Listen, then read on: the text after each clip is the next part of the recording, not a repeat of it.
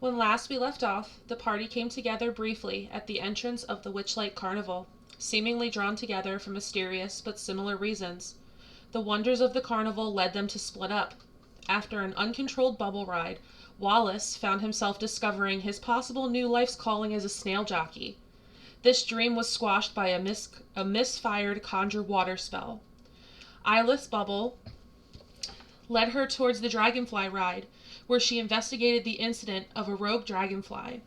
Upon speaking to the dragonfly and their pixie handlers, she learned that chaos and disturbances were quite common these days.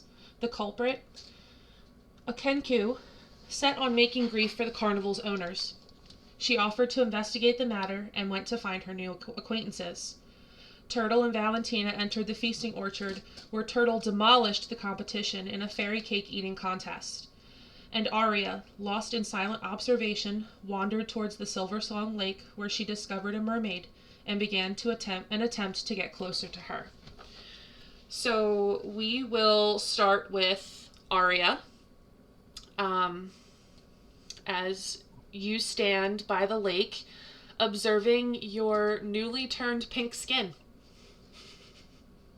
Yes, how pretty.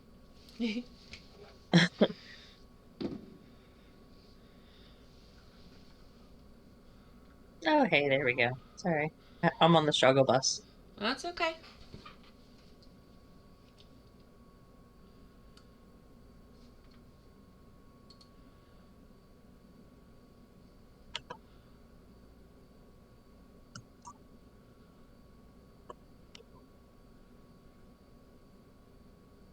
Okay, so uh,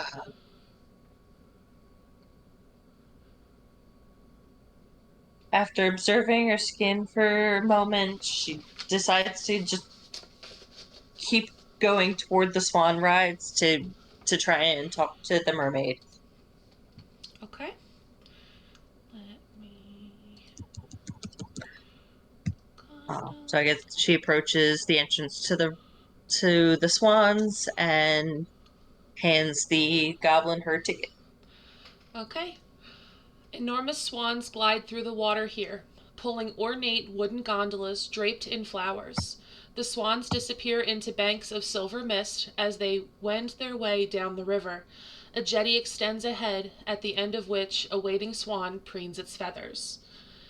So you approach the pixie that is manning this ride, and you hand them your ticket, and they give it a punch and direct you to step into the the gondola behind this swan.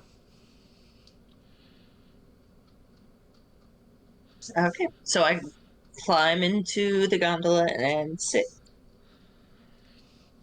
Okay, you sit down, and the swan begins to swim forward, and she's a very swans are already very graceful, but there's just something that seems to be extra graceful about this swan. She seems like she's very put together. She takes pride in her appearance and her position in this gondola ride. Um, and as she Sorry, I swim, don't mean to interrupt, but is the swan real? yes, Okay. I thought it was like a wooden boat. it's a real swan pulling a wooden gondola behind them. Got it. Okay. Yeah, Understood. yeah. I was making it all one object in my head. This boat is moving. What? Okay. um, Um, so as you float down the river in this lake, the swan turns her head so that she can look to you, and she goes, "Good evening. How are you?"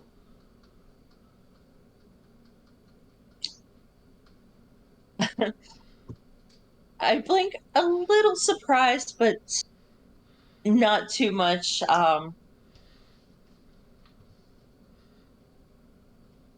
Good evening, miss. It's very nice to meet you. I am well this evening. Thank you. Oh, it's so nice to have a rider that actually talks back. What brings you to the carnival this evening? I lost something. What did you lose? I'm not sure.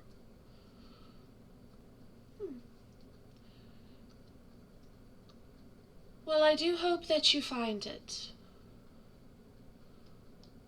Um, since you're being so kind and sympathetic, I was hoping I'd be able to speak to that mermaid over there. Oh, you mean Palosha? Is that her name? Yes, that's her name. Then, yes, if I'm able to, I would love to speak with her. We shall try to get as close as we can. She's not as social these days after what happened, but we can certainly try. I really appreciate that. Um, could you tell me what happened? Oh, yes, it's quite the talk of the carnival. Uh, Palosha was uh, seeing the mime Candlefoot. He runs the Hold of Illusions, and they were he was about to declare his love for her, and the words just left him, and he couldn't speak anymore. And he hasn't spoken since, and Palosha's been devastated. So the mime lost his ability to speak for real? Yes, Seems a little bit ironic, yes, I suppose it is. but very sad. Did do you think she knew that he was going to declare his love? Oh, there was no mistaking it. The way he looked at her, the way he treated her. What else would he be going to say? That's heartbreaking. I feel so bad for her.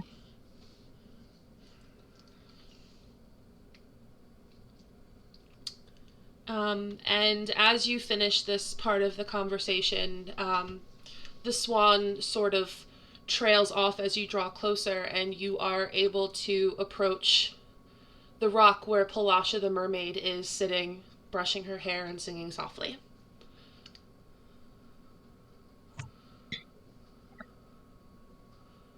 Hello, good evening, Palasha. Palasha sort of freezes mid brush, and she looks over at you, and um, it's evident on her face that while she's been singing, she may have been crying a little bit. Her eyes are a little puffy, but even despite that, she's still absolutely beautiful. And she doesn't respond to you verbally, but you do have her attention.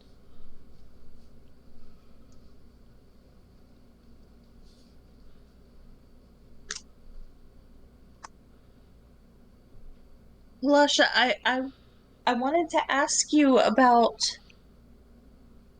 the song you were singing and why.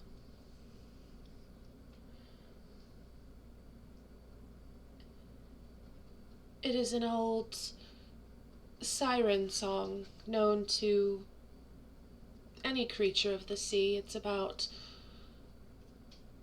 lost things, lost love. Um, I tend to sing it in my performances, but catch myself singing it privately quite often as well.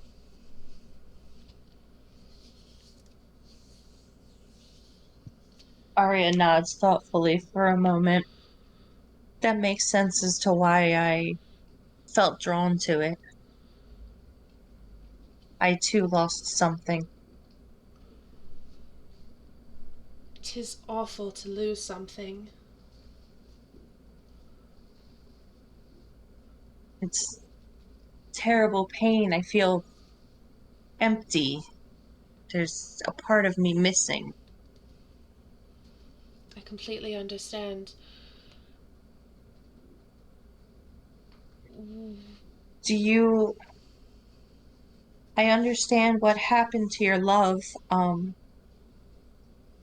Do you have any suspicions as to what might have happened to him. Maybe his ability to speak is with my lost thing as well. When you mention this, there is a little bit of a shudder to her bottom lip, but she's able to collect herself. I have my suspicions, but I can't prove them because I'm stuck on the lake. Um, there seems to be a troublemaker here at the carnival, and it could be that, and it could just be that he lost his nerve. Who's to say? Only time will tell, I suppose.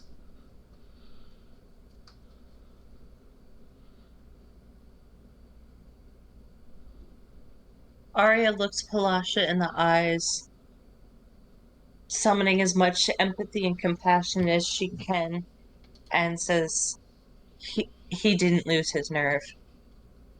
He loves you. As you say this, there's still a sadness in her eyes, but a small smile does curl at the corner of her lips. I always believed that he did, and I hope that things will work out. And I do hope that you find what you're looking for as well. I hope that when I find what I'm looking for, it helps you as well. She smiles and gives a small nod. It's a pleasure. I don't get to speak to the carnival guests very often, but if you will excuse me, I must prepare for my next performance. Thank you for taking the time to talk to me, and good luck. I'd say break a leg, but you don't have any. She actually chuckles at this. And she turns, and next to the rock, not too far away from it, there is a giant fishbowl. And she dives off the rock and swims up into the fishbowl, and you are able to, put two and two together that this is where she performs.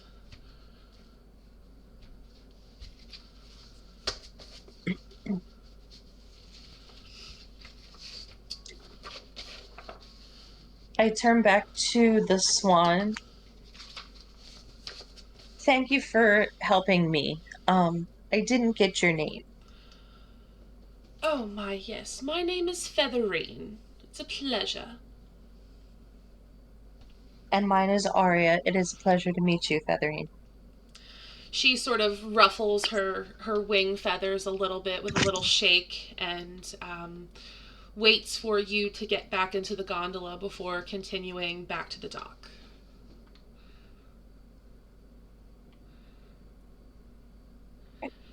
Um, Mhm. I guess back at the dock, I thank her again and fly him out. Okay. Which direction do you head from there?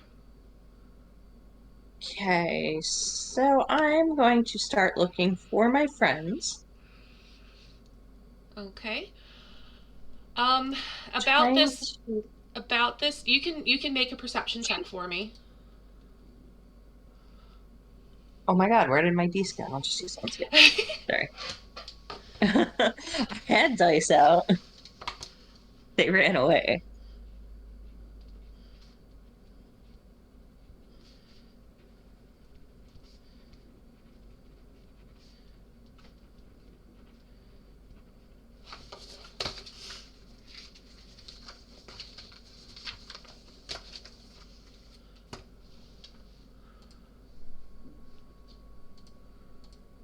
What the crap? Where's my perception?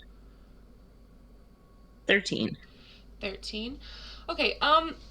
So you would, as you're getting onto the dock and you bid Featherine farewell, and take a step out into the main pathway, um, With a 13, you would hear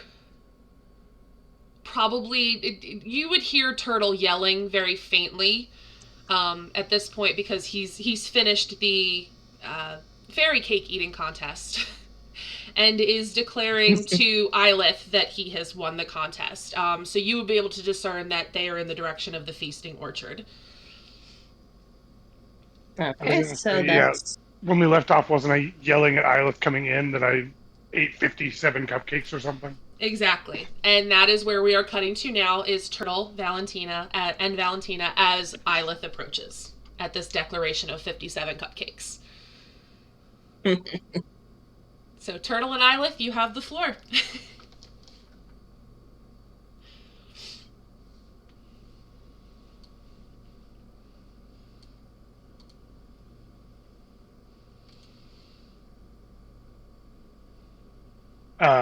Well, I mean, Turtle's not getting up; he's sitting with his food still. But he'll wave at her as she comes in, and like I said, yell. I just ate 57 cupcakes, and I won, and I'm awesome. Eilith will wave back when she sees him and start like not running over per se, just kind of like her pace quickens a little bit to get over to him. And then he of course is on a mission, but hearing that from him, she kind of looks like slightly confused for the briefest of moments and then just kind of laughs. He's like, I don't even know why, but good for you. It was a competition, and I won. Well, I'm good at winning. congratulations. I'm good at winning stuff. Well, yeah, it's considering you won. I guess so. Also, don't eat that; it's not good. And he points at the cotton that's sitting in front of his partner. Valentina So is just contently sitting there munching, but they start to slow down a little bit, and you can see in all of their big moth-like eyes that they are getting sleepy, and there's probably a cotton coma in the near future. okay. Phil kind of nods. She's like, So, "Yeah, I would think so." I mean, I eat a lot of things. And he just sort of waves his hand at like the pile of food in front of him that he has still collected. He's like, all of it's pretty good, except the pudding. Pudding is disgusting.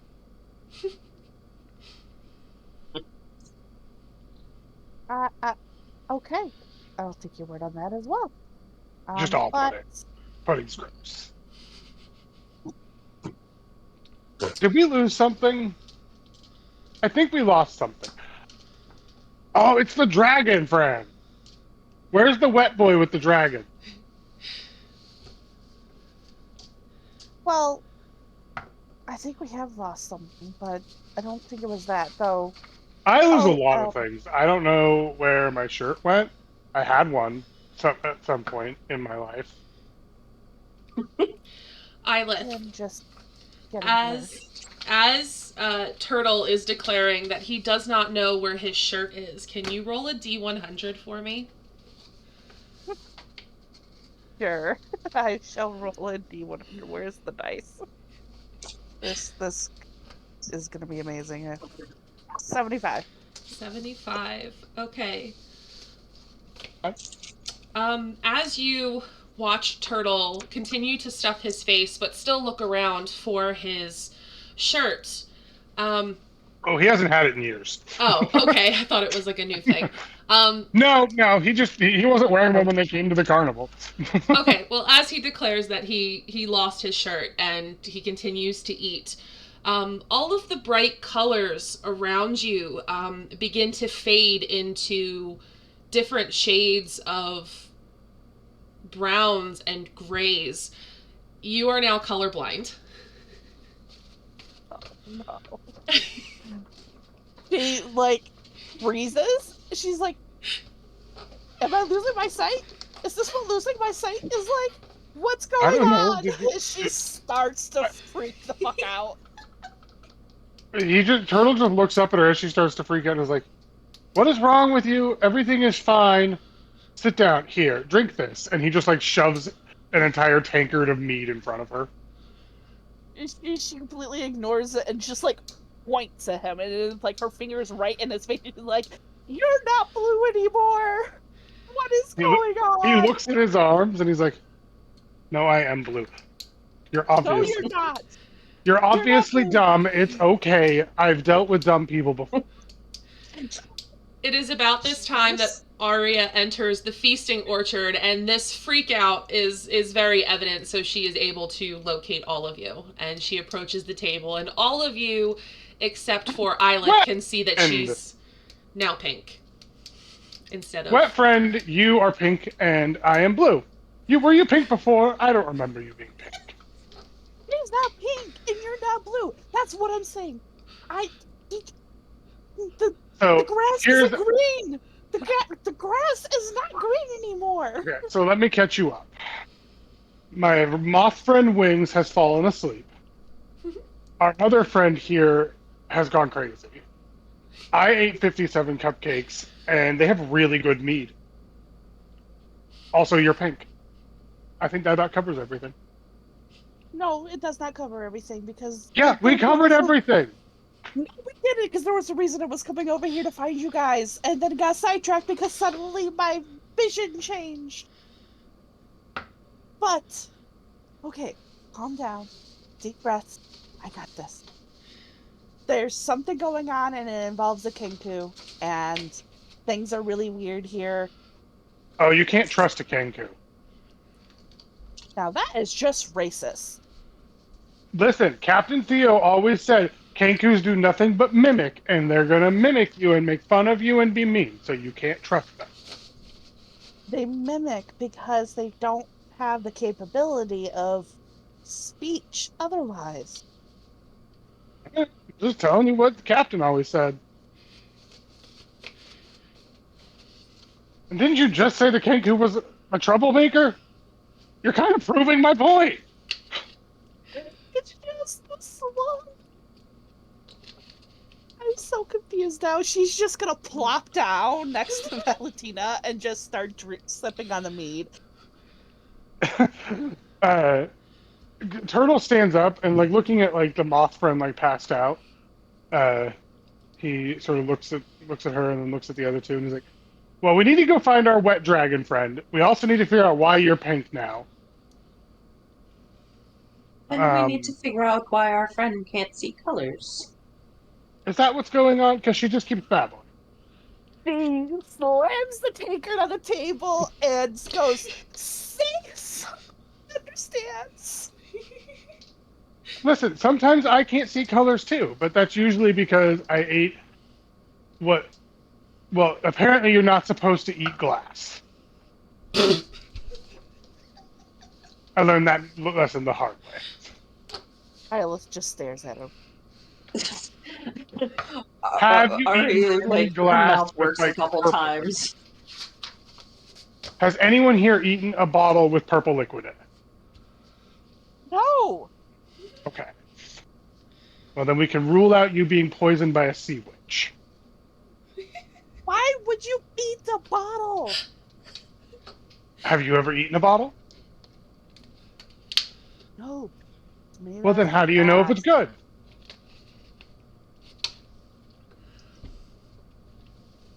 She just picks the tankard up and starts drinking. Turtle will turn and wave to, like, one of the pixies that he, like, half hit on last time. Like, hey, my moth friend here seems to be asleep, and we might need to go find our wet friend who has a dragon. And I was wondering, can I take this tablecloth? She looks confused at those words in that order.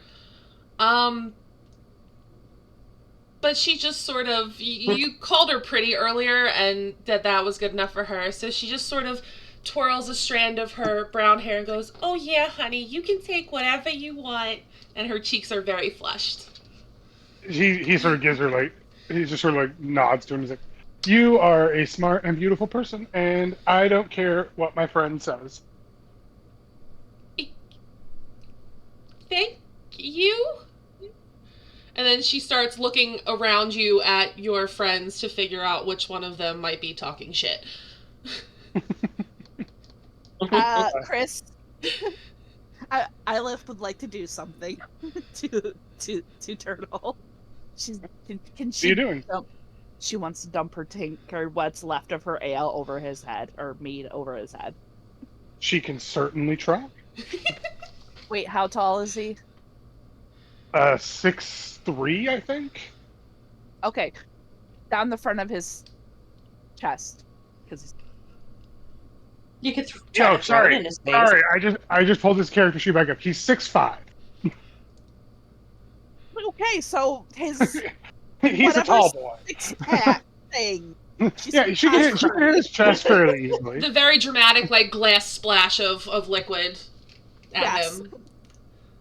So what should I roll? That's a good question. I think it's more... Sleight of hand? Are you trying to do it without him seeing? Oh no, she's just doing it. Oh. Well, Turtle... He's not gonna dodge it. Okay, then nobody really needs to roll anything, it just happens. Yeah, he'll just look down and be like, well, these things happen. And he's like, and he turns to Arya now, and he's like, okay, so here's the plan. I'm gonna get the moth friend, Wings. Her name is Wings, by the way. And you handle, I guess, Blind Girl. And we'll go find Dragon Boy. And we'll get this meeting of the Wet People's Club back together. Arya just chuckles and says, okay, sounds like a plan. Be careful. She's throwing her drinks. That usually only happens on the ship when people are very drunk. And she's semi-colorblind. She might be, like, super into us. Good to know. I'll be careful. She looks at her tankard, she looks at his head, she looks at her tankard, and then she looks over at the pixie that's enamored with him, and then just sets it on the table before she gets herself in trouble. Okay, so you take the tablecloth and you make a moth folk baby carrier He's of sorts. going to attempt to make, essentially, tie it around his neck like a little hammock and just sort of put them in it on the front of him. That's adorable. Easy enough to do. You just take it and tie it and make a little hammock and put Wings in there. And he'll use, his trident to sort of, tie it around the trident on his back, so, it's sort of, reinforced. Okay.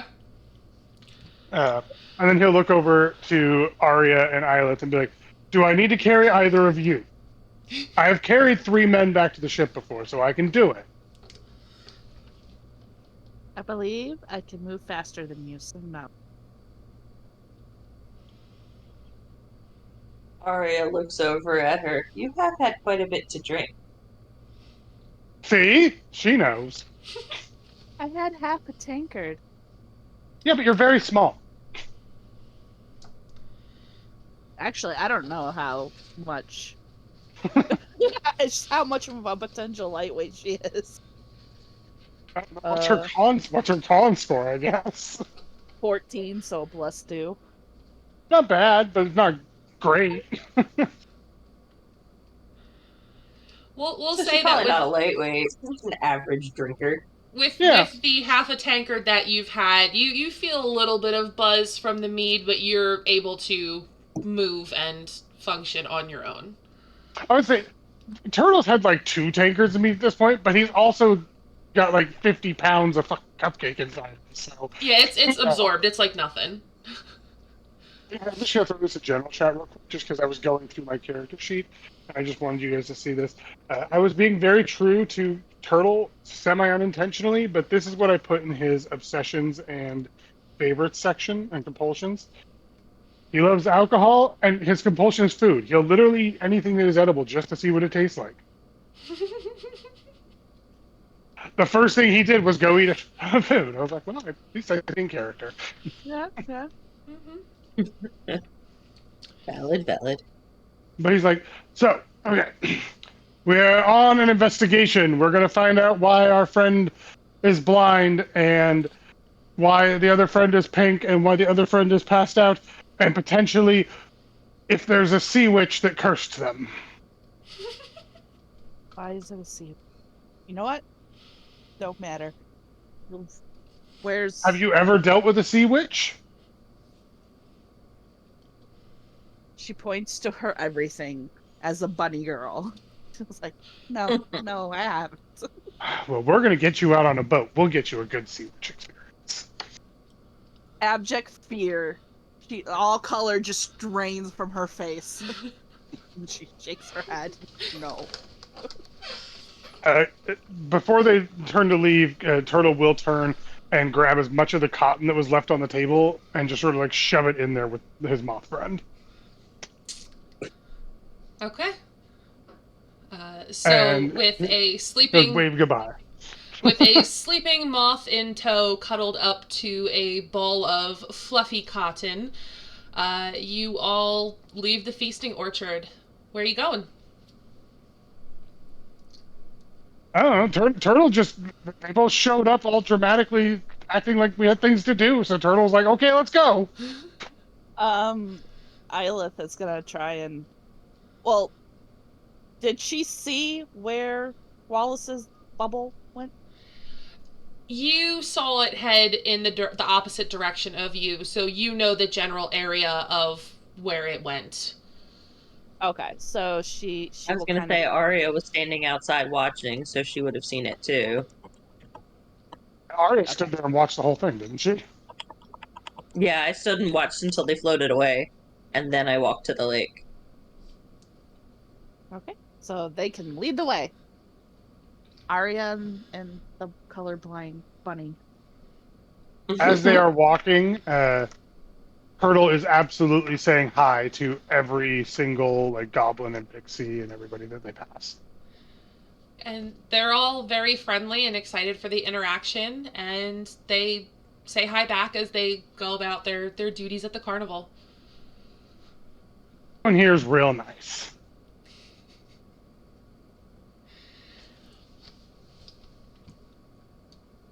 Arya looks at Turtle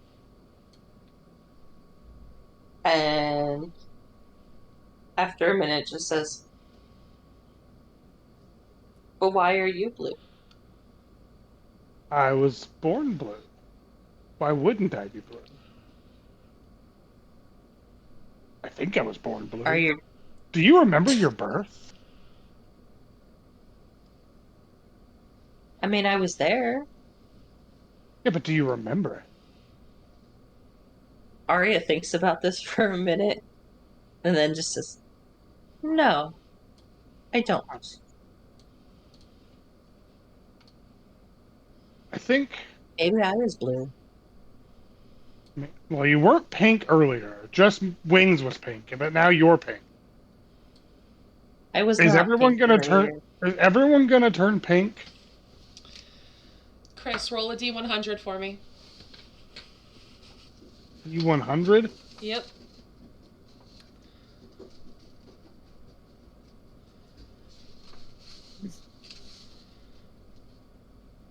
That's a 46. A 46. As you walk with your new companions and you conversate, the words seem to leave your lips and you are only able to speak through interpretive dance.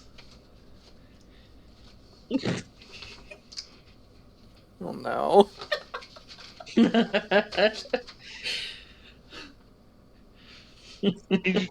He just looks real confused and sort of points at his throat. And then sort of starts to not panic, but like look around, trying to see if somebody just did something to him.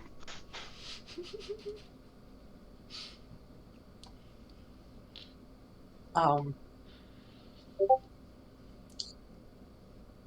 Arya asks, "What's wrong? What happened to your voice?"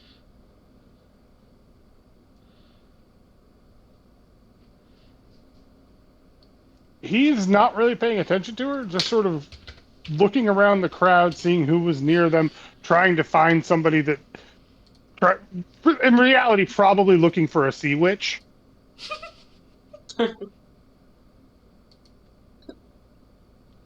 She walks up to him and snaps her fingers in his face. Hey, hey, what's wrong?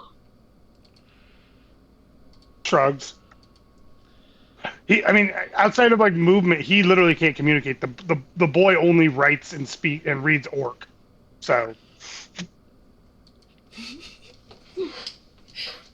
Well, that was you have to communicate via interpretive dance, right? Yeah. Yes. And he's going to interpretively dance what to communicate with his intelligence of 8 and a moth strapped to the front of him. That's why it's even better. Oh. Absolutely freaking nothing. Confusion. Like, he's just going to be confused and kind of shrug. Okay.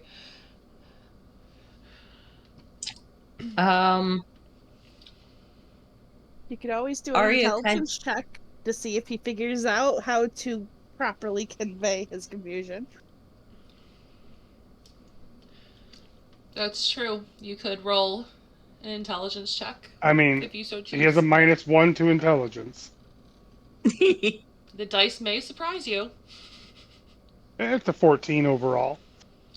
That's not bad. So you're able to get the gist of it, and it's not perfect, but you feel as if the main bulk of what you're trying to say is being interpreted properly.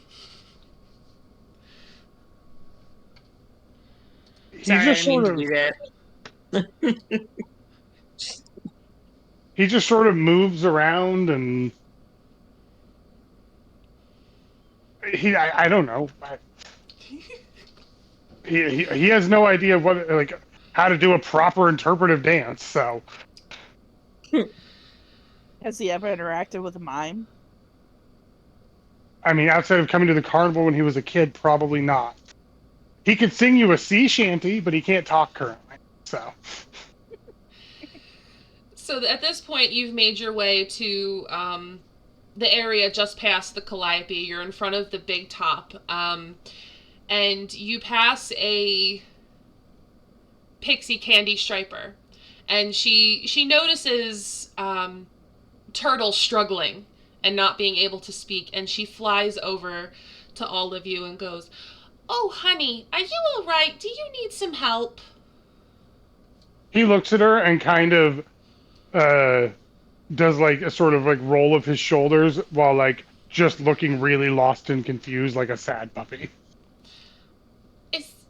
She looks at Eilith. Is he always like this? No, actually, he's really talkative. So, like, I'm guessing from the little dance he was doing, that he can't talk, and I can no longer see in color. Like, everything's brown. When you say that, Turtle moves and like does like a sort of like. If you've ever seen like the Genshu Force or whatever from Dragon Ball Z, where they do like their dramatic poses, he does like one of those, but towards his new pink friend. Oh, Yes, apparently and she's my pink. skin should not be pink. Oh, honey, we see this happen all the time. It's with it being a Fae carnival, the Fae magic is a little more rampant, and sometimes things just happen. Here, I'll fix you right up. And she reaches into a satchel at her side and pulls out a little piece of taffy and hands it to all three of you. This'll fix you right up. Just eat this. Arya pops shoves it into her face mouth in right away. Oh, yeah, same. I was gonna say, you don't have to talk Turtle into eating anything. You could just hand him. She could have handed him a piece of bark. He probably would eat it. As you pop them into your mouth and begin to chew, your Fae curses dissipate. Arya, your skin is back to its normal coloration. Eilith, the colors around you pop back to life even more vibrant than before. And Turtle, you find your voice and no longer feel that you need to dance everything. Hold on. Insert sigh Nope. here. I rolled a nat 1. He still thinks he can't talk. Both. Okay, I love it though. Okay, so I wanted to see if he understood what this candy did. He has the ability to talk. He just hasn't figured that out yet. perfect. All right. So as you get to the pixie striper turns and with a wave and leaves you, and as you continue to make your way towards where you believe Wallace to be, it is the end of the first hour at the carnival, and a 12-foot tall walking tree garlanded in golden ribbon marches down the thoroughfare. Emerald clouds swirl above the tree and rain down golden spinning sycamore seeds. Fair goers try to catch the seeds before they hit the ground. As the seeds gently fall, a chatty squirrel scampers along the boughs of the tree, handing dandelions to select passerbys. Do any of you try to catch the seeds before they hit the ground? Yeah, that's potential food. Druid, so yes, of course, it's seed. Okay. Anyone who Same. is going to try and catch them, make me a dex check, please. That's an 18. Okay. Oh, that's a nat one. Oh. Yeah, that's a nat one. Okay. 19. Okay, so Turtle and Arya, you both manage to catch one of the seeds before it hits the ground. I would like to less catch it and more use my moth papoose to sort of scoop it out of the air. That's fine. Roll d8 for me, both of you. D8? Yes, please.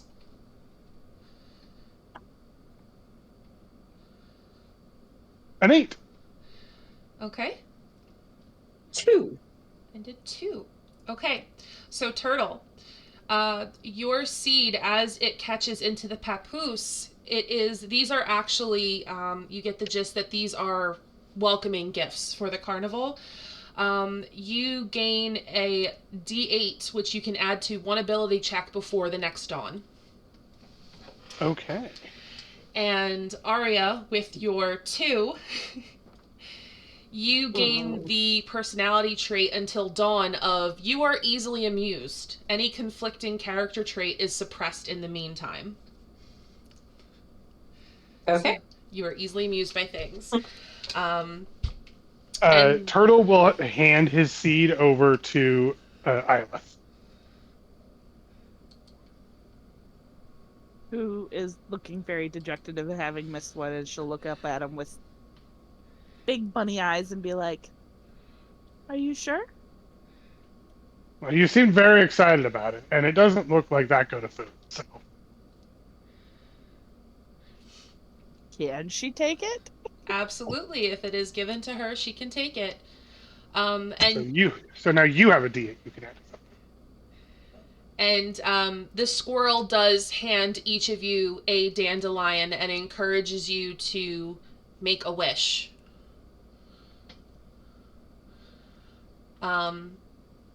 So Before if anyone says anything, Turtle is like, "Don't say it out loud, or it won't come true." any of you do make a wish, just send it to me privately so that I can write down what your wish was. But as you get your seeds and your dandelions, the tree and the squirrel head off in the same direction as you. So Wallace, you can also you experience this, and if you so choose, you can try and catch one of the seeds.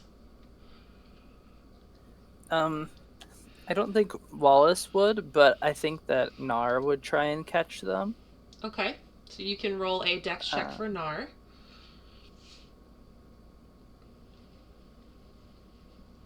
So he has a dex of 12 with a +1.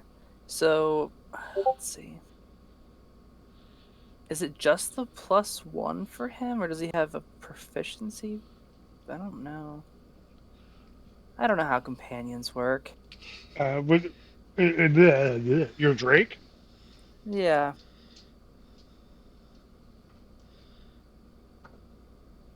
believe based on you.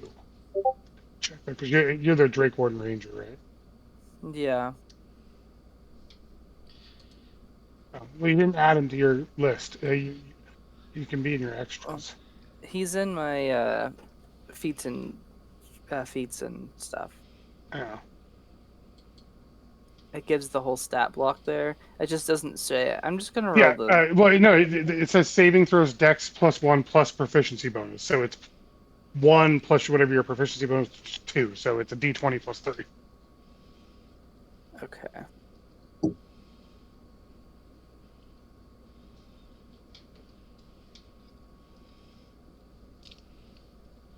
Oh gosh, that's a 9. A 9. Okay, so he is not able to catch one. But the squirrel does also hand you a dandelion. So if you so choose to make a wish, just message that to me. Does the dandelion disappear after you make the wish? Yes. Oh, sad. Turtle was going to put it in his hair. Thought he was gonna eat it. No, he's eaten dandelions before. They're not that good. Okay. He just didn't fry them before eating them. I guarantee you he did no cooking before eating them. So as this, you receive this dandelion, and whether you choose to make a wish or not is totally up to you. But as you stand there outside you're outside the Hall of Illusions, correct? Yeah. Okay. So as you stand there, you see your friends slowly approaching. Roll a D100 for me.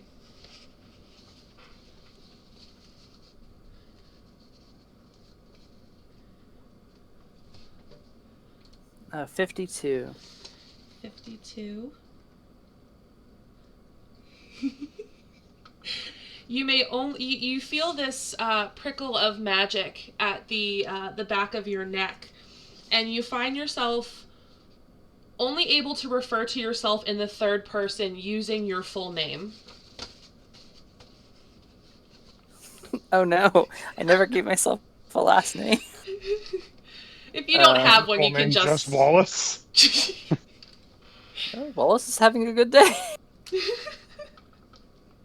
And it would be Wallace about wishes. now that you all meet up in front of the Hall of Illusions. It is a large tent with multiple peaks to it, and there is a glass case out in the front by the entrance. Wallace would wave at everyone who's showing up and be like, "Guys, over here!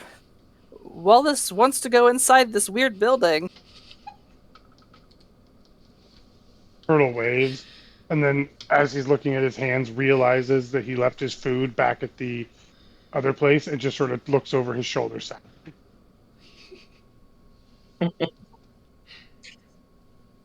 back in the direction they came. Just another thing he's lost.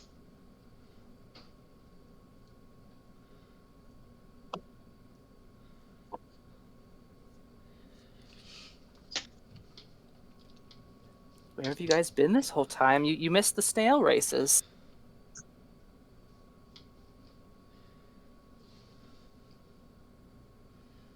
Just nobody talks. Nobody. We've been We here all or there, stare to different places.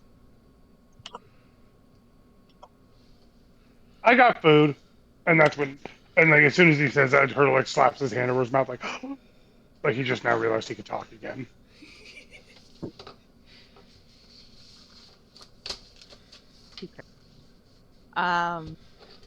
As Turtle's having his little crisis, I kind of will speak up. She's like, "Well,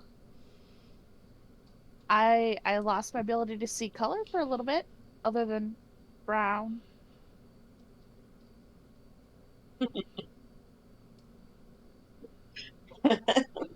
Ari is just laughing and says, I turned pink. And then a And nice then just keeps on lady, laughing.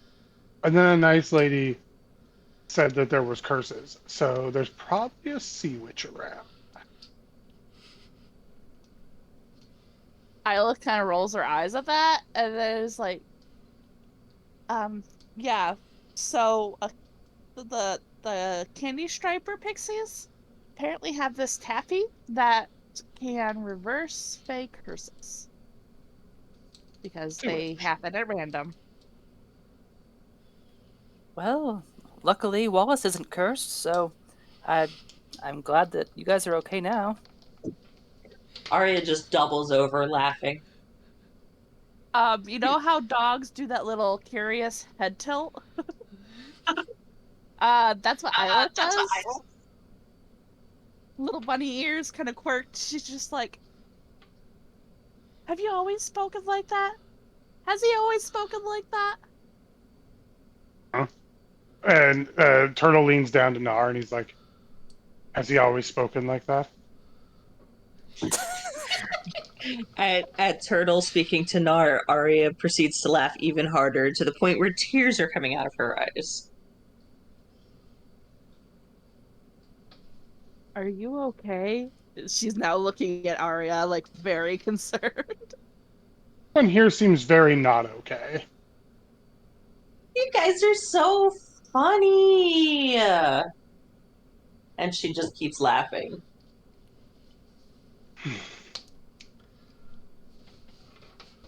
Turtle looks back over to Wallace and he's just like, we're looking for a mime, I think. Why are we looking Arya for suddenly mine? stands up really fast, like, oh my god, I love mimes. They're so fun. Well, I lost my ability to speak. So maybe it wasn't a sea witch. Maybe I was cursed by a mime. Well, mimes like illusions, right? He was asked if he had seen a mime before and if he liked miming. So now that's all he's thinking of. So. Which reminds Isla's just like, oh yes, the Kinku. There's a Kinku causing chaos around here, and I kind of got a little sidetracked with Turtle earlier, but there's a mime called Candlefoot at the Hall of Illusion, which look, there it is. Who lost the ability to speak, lost his color, and apparently he's very much in love with the mermaid. There's a mermaid around here. There's a mermaid? At this, Arya stops laughing and stands up and says, I met the mermaid. Oh my Well, god, actually- how did you live? Arya just stops and blinks at him for a second. Mermaids are like sirens, right? Don't they like suck your ship in and kill you? At this, she just starts laughing again. This is funny. Lots of people die. Sirens and mermaids, I believe. Actually, does she know the difference between a siren and a mermaid? That's a good question. That is. History check. Either history or intelligence, whatever. Probably the same. That's a 6. You do not know the difference between mermaids and sirens. Okay, so she just nods along. She does not refute what he's saying. Turtle's just going based on what he heard on pirate ships. It's like, okay, but he's like, okay, but besides the killer siren and the sea witch, which there's a lot of problems with this carnival. We have a killer siren and a sea witch, but the mime lost his ability to speak like I did, and he lost his color like you did. I didn't lose my color, I lost my ability to see color. I don't understand the difference.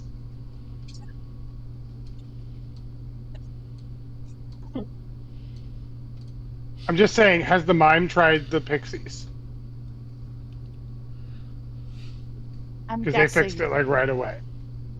I'm guessing that since he works here, that maybe he did. Well, how do you know unless we ask him? Let's go ask him. Lead the way. Okay. Wallace, stop talking funny. Other non-pink friend, stop being laughy.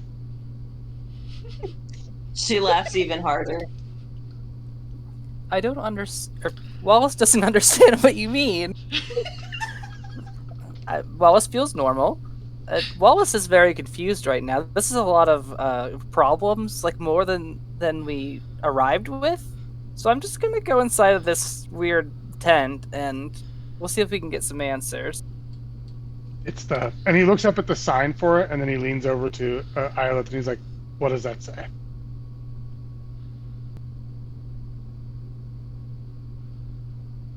Hold on a second. I'm messaging you real quick as for reminder stuff. Okay.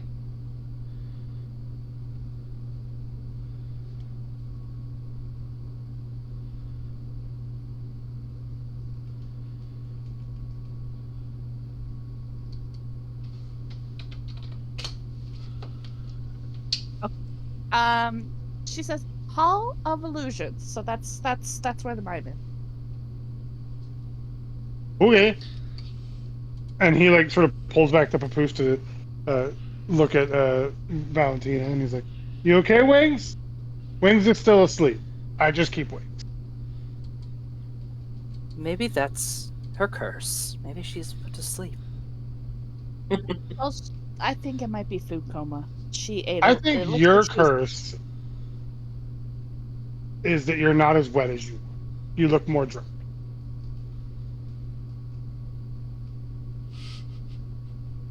So if this mime cursed us, what do we have to do to the mime? I don't think the mime curse. Did the mime curse us? Is the mime the sea witch? I thought that's what you said happened. No, Huh? the Kenku. It's the Kenku. I don't know what's happening anymore. Ilith just goes into the Hall of Illusions. She just stops talking and just goes straight in. So as you approach, there is a glass case off to the side next to the entrance, and then there is the mime standing at the entrance. So are you going straight for the entrance, or Straight to the Colonel mime. over there because he thinks that they need to have their ticket punched. okay? Does the mime look like he's colorless? Okay, so as you approach the Hall of Illusions, this large tent is painted with a mural of shifting images that show grinning fairies diving into pools of color. The helical stripes on the tent's pointed canopies rotate in spirals, and the whole display seems designed to befuddle onlookers. A clown dressed in muted garb stands at the tent's entrance, blinking at you. And that you would be able to deduce, no problem whatsoever, that this is the mime that everyone is talking about. And he does look to have the color drained from all of him. He is in grayscale. Okay. She is gonna be like, Cloudfoot?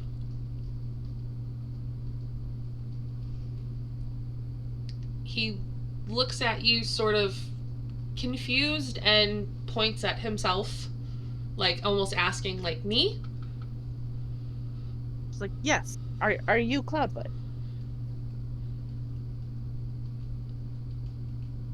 Or Candlefoot? Sorry. It's How many feet do you have? What kind of Why are feet? they all inanimate? Why is one a candle? Does it burn? he You funny. when you look at him, his feet are regular feet. But when you ask what kind of feet do you have, he looks down and just gestures at his perfectly normal human feet.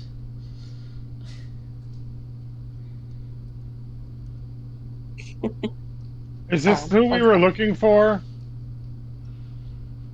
I think so. And Turtle just leans over, like towards like the glass box, and just like, kind of like overly loud, probably more than necessary. It's just like, "Are you a mime?"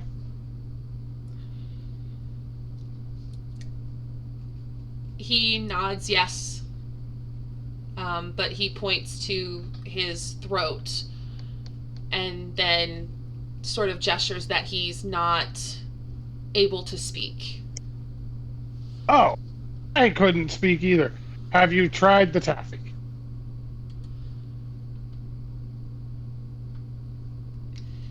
He looks a little frustrated and downtrodden, and he shakes his head yes, and sort of like throws his hands up like obviously it didn't work. Was it the kinku? At this question, he perks up a bit, like he's intrigued how you know about the kenku, but he does nod that he believes that's what happened. I was over at the dragonfly rides. One had gone like really weird, and the dragonfly told me that there was a loud noise and it was coming from this tent next to the dragonfly rides. And then the pixies that were taking care of the dragonfly, they said that weird things have been going on and that a kinku had been the cause of it. And they told me about you and this mermaid, and so I said I would look into it and drug these people along with me. When you say mermaid, he places his hands gently over his heart and just nods with his eyes closed. And he's very much trying to mime the best that he can that he's grateful you're looking into this. This Kenku, who, if I understand correctly, is not a sea witch, cursed everybody. He And shakes. we have to go kill her? Or him? Or it?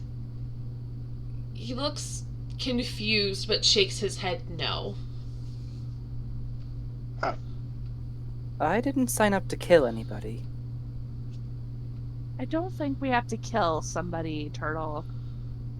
Do you happen, and she's turning back to the mime, and she said, do you happen to know who the Kinku is? Are they a worker, or are they like us? And she holds up a ticket.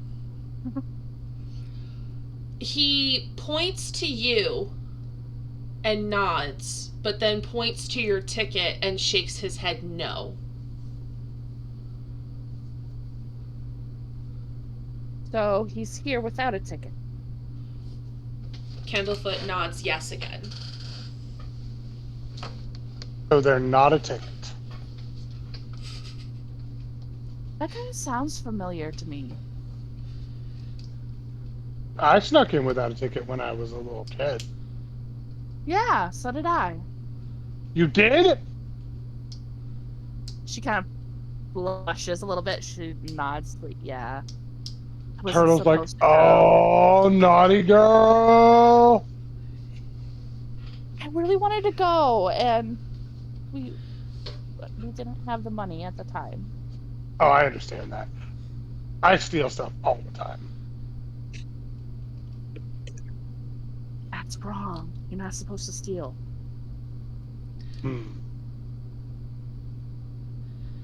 Okay. It's not even like remotely hidden on his face. Like, he's looking at you like you're like real dumb for making that statement.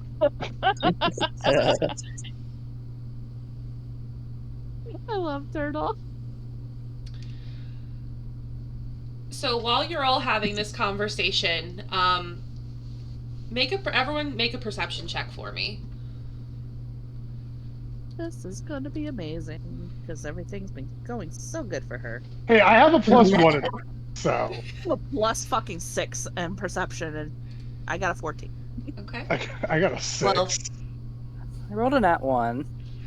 Oh no. Oh, Wallace. I have a Oh, plus Our Wallace. 6 best, too. our It's best stupid. roll is a 14. Okay, well, with the 14, it's not a very high DC. Eilith, as you're all standing there talking to Candlefoot and trying to decipher the information that you need from him without him being able to speak.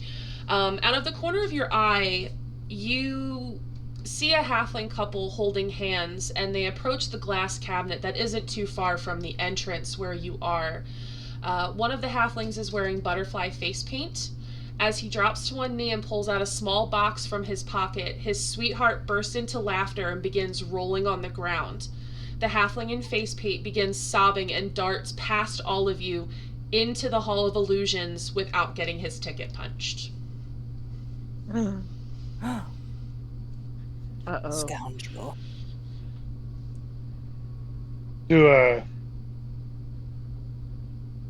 Arya nudges Isla. Better go get him. He's stealing. She like audibly gasps and she waves her ticket at the mime. She's like, "Hey, no, punch! He went and went out." I mean, do we know that that's actually like a bad thing?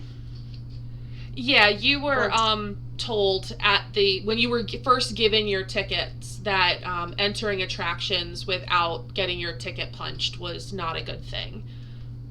Okay. Turtle walks over to the halfling girl that's laughing. Okay.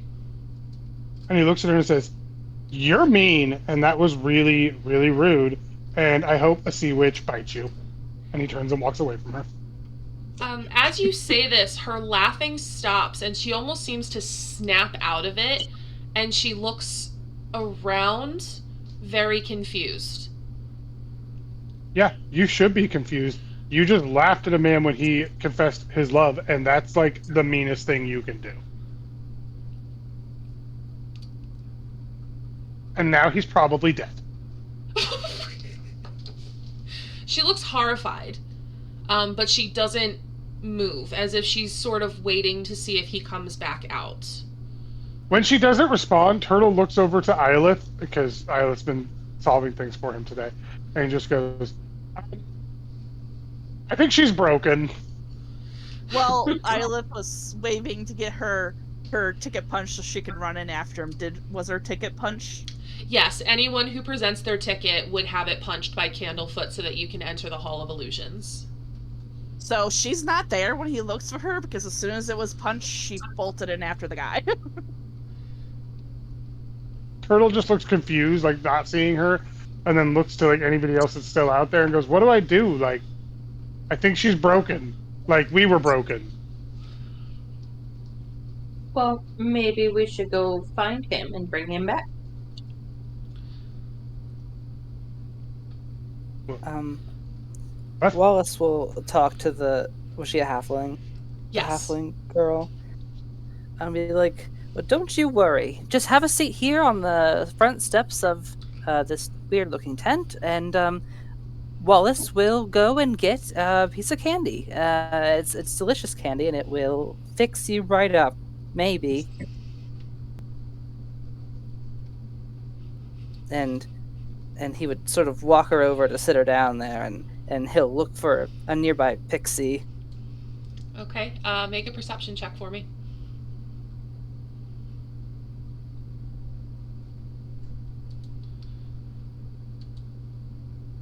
A 15. Okay, yeah. With a 15, you're easily able to find a candy striper pixie, sort of flying by nearby, and track her down. Hello there. Excuse me. It seems that Wallace has been talking a bit strangely, and there's a young halfling woman who is seemingly not able to move or think or do anything. I don't know. My friends told me that you had some sort of magic candy situation that might help us. Oh, yeah, honey, of course. And she hands you a piece of taffy. Eat this and it'll fix you right up. Where's your friend that needs it as well? Well, she's over here by the Hall of Illusions. She's sitting on the steps, and I don't even When know you what her look name back is. that way, you see Turtle down on his knees offering the halfling girl cotton. He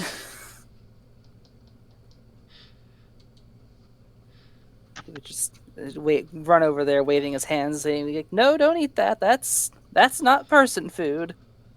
Well, that's not food that she'll like. The candy striper pixer. Bleh. The candy striper pixie would follow you over and give the halfling woman a piece of taffy as well and instruct her to eat it. And then proceed on with making her rounds throughout the carnival. But the halfling woman does eat the piece of taffy, and it's almost like this sort of glazed over film on her eyes dissipates, and she sort of snaps up and starts looking around. Reuben, where's my Reuben? Ma'am, I don't know where your sandwich is, but we'll find the man that proposed to you before you were me. It's perfect. This is not a time for sandwiches. It's about love. And Turtle's like, I don't know why you care about a sandwich right now, but whatever. But doesn't Turtle always care about food? Well, yeah, but he's not gonna. He doesn't have a Reuben sandwich for her. He doesn't know where that is. Okay, so now that she seems to be more herself, do you all stay with her, or do you follow Eilith into the Hall of Illusion? Well, Turtle doesn't know where Eilith went. She was just gone when he turned around, so that's up to the other two. Okay.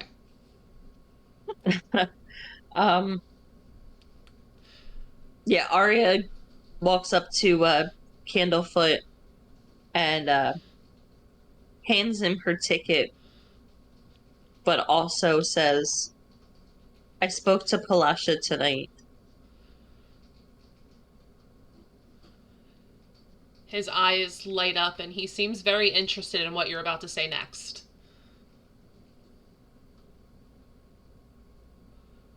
She's very sad without you, and I can tell she still loves you.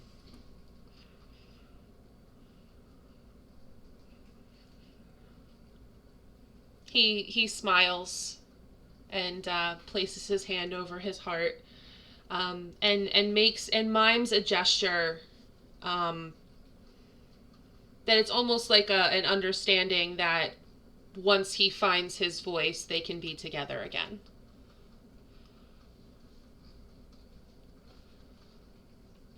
I think wherever your voice went is where our lost things are.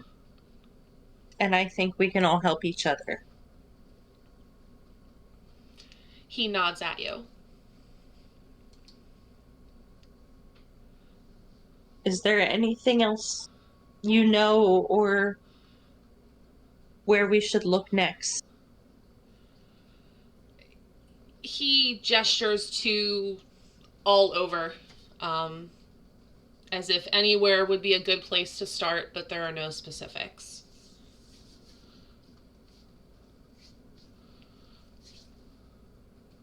Arya nods her understanding. I'm going to do everything I can.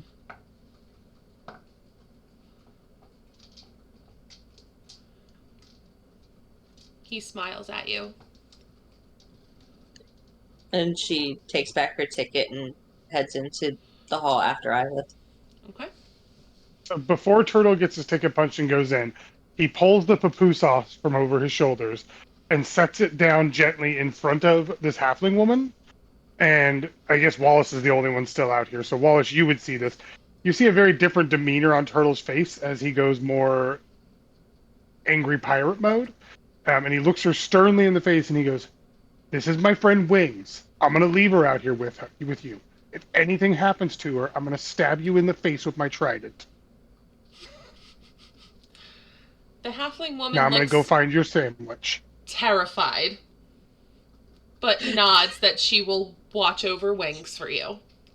I mean, I got a 20 on my intimidation, so. Yeah, no, she's just absolutely gonna, the eagle eye on Valentina the entire time you're gone. She does not want to be stabbed in the face. And Turtle walks over to the mime and he's like, "You punched my ticket." Candlefoot quickly punches his ticket and steps out of the way. And he looks at him and goes, "You're cute. Be careful with the mermaid. They like to eat sailors."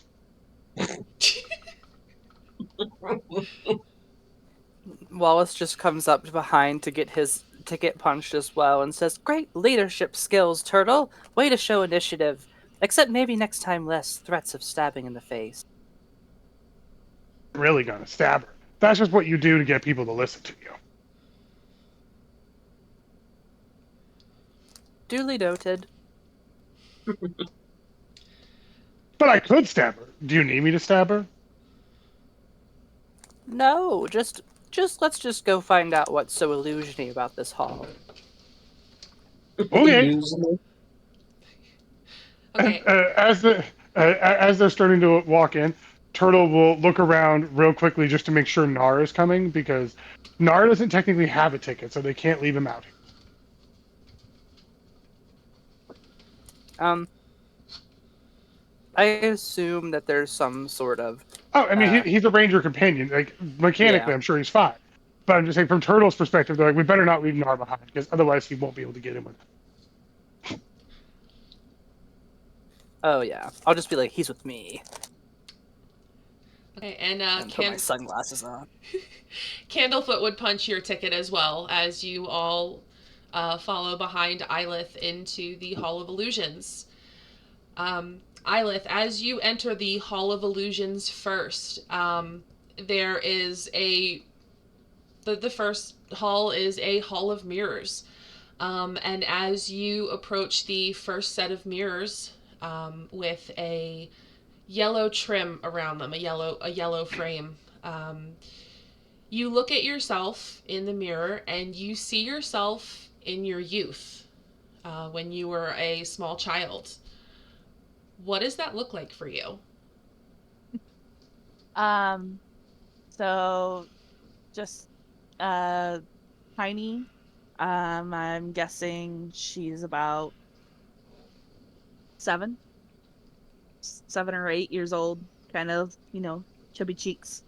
Uh, her hair is like much wilder and is like much poofier, so almost like a afro cloud of brown hair around her head, and smaller bunny ears. Her teeth are much more noticeably big for her mouth, her two front teeth, compared to how they are now.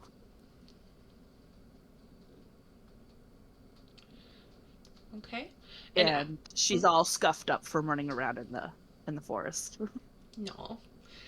As you view your younger self in this mirror, it is you have a moment to reflect on that before your companions catch up to you. And as you all stand in front of the same mirrors with the yellow frames, you also see yourselves as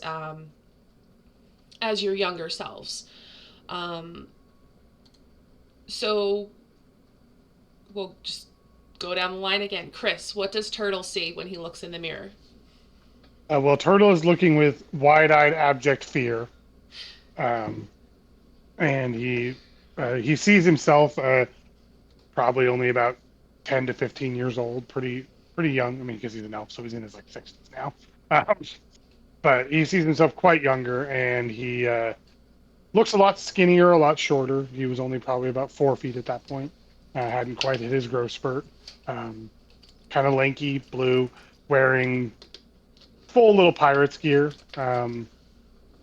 He'd be very almost a darker purple color because his blue skin would be in the sun a lot more from being on the ship all day. But he does look quite horrified seeing this, and anyone listening would hear him whisper under his breath, "The sea witch made me a child again." Not understanding that it's an illusion. Okay. Wallace, what do you see when you look in the mirror? Um, Wallace just sees um him with his dad riding on the fins of a shark, holding out a big net underwater as they're circling like this big uh, like school of fish, catching them, and they're laughing together as he's learning, and he just kind of looks the same as he did before. Just kind of smaller with a bigger head. And Arya, what do you see when you look in the mirror?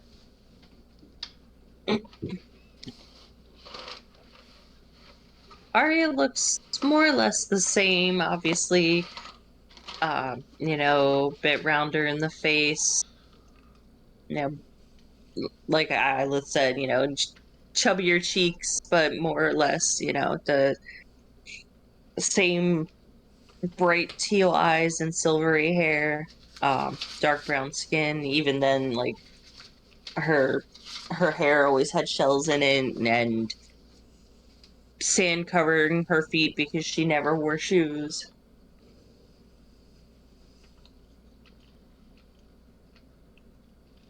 Okay. As you traverse farther down this hallway, you come to the next set of mirrors that have a blue frame around them. And as you look at yourself, it's very much your current reflection. Um, Nothing has changed. You look exactly the way you did when you woke up that morning. Um, if you choose to stay for a moment and ponder that, you can, or you can move on to the next set of mirrors.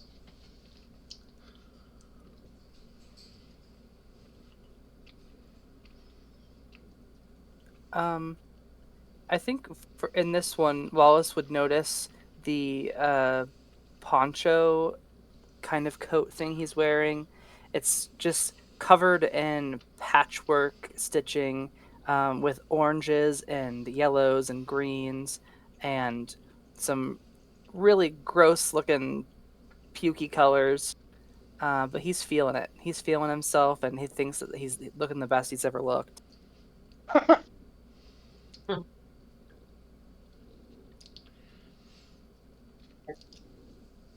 And we're all moving on this mirror, the second set. Arya stands and kind of stares at her reflection for a while. I was gonna say, are we? So we are all moving on though. From the ones where you look like children? Yeah, we're at the Yeah. second set now. Okay. Yeah, you've moved So on. Yeah. Turtle would see himself as like an adult now and go back to the other mirror where he was a child and just sort of like do like a double take where he's like, guys, these mirrors show two different things. I think And he looks that's like why he they and he call it looks like genuinely worried about this fact.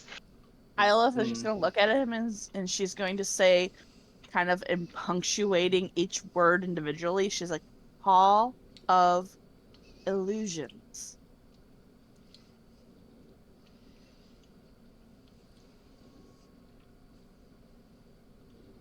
Does that mean anything?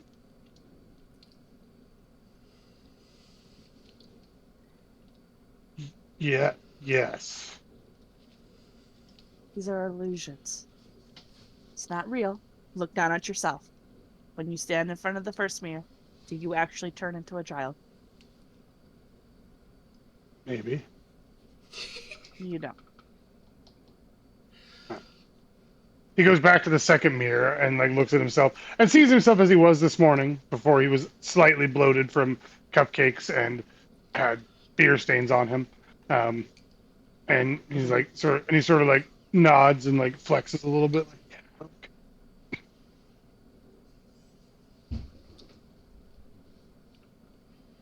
Aelith just pats his bicep. It's like, there. You can hang on off it if you want. Some of the smaller people do. I'm fine.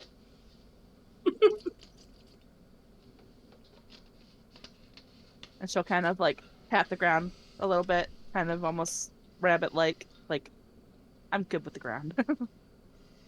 And yeah, and Turtle will stay in front of this mirror for a little bit, just looking at himself.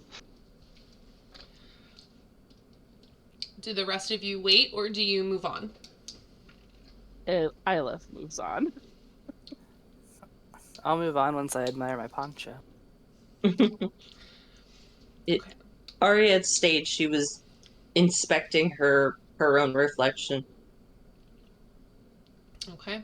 Ilith and then Wallace, as you follow after, you move on to the third set of mirrors, and they have a deep green frame around them. And as you step in front of them, you have aged. Not old, but older than you are. Like middle aged, I guess would be the best way to describe it for whatever that means for your race. What do you see? So, like 40s for a human. Yeah. Okay.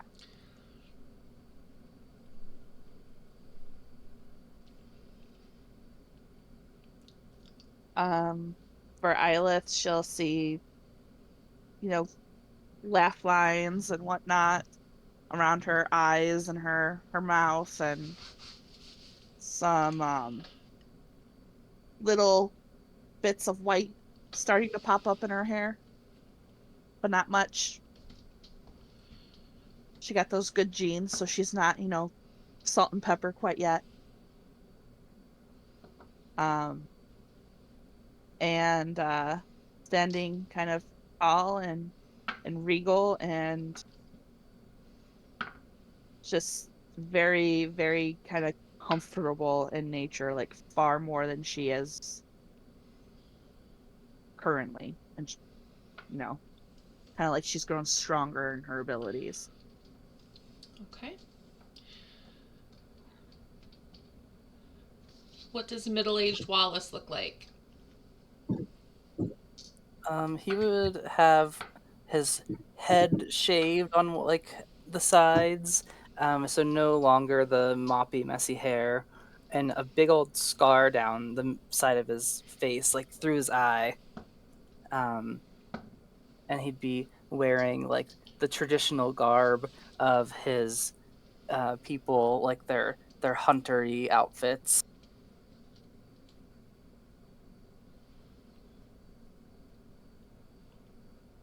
Is Nar like older and bigger too? See like a full Ooh, drink behind you?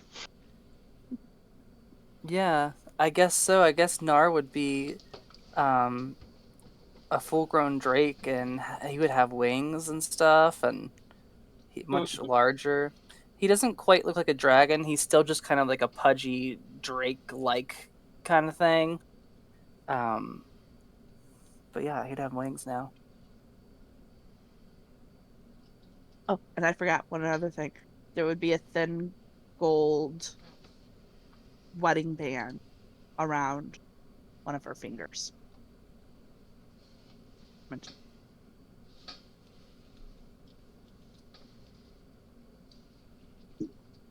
Okay.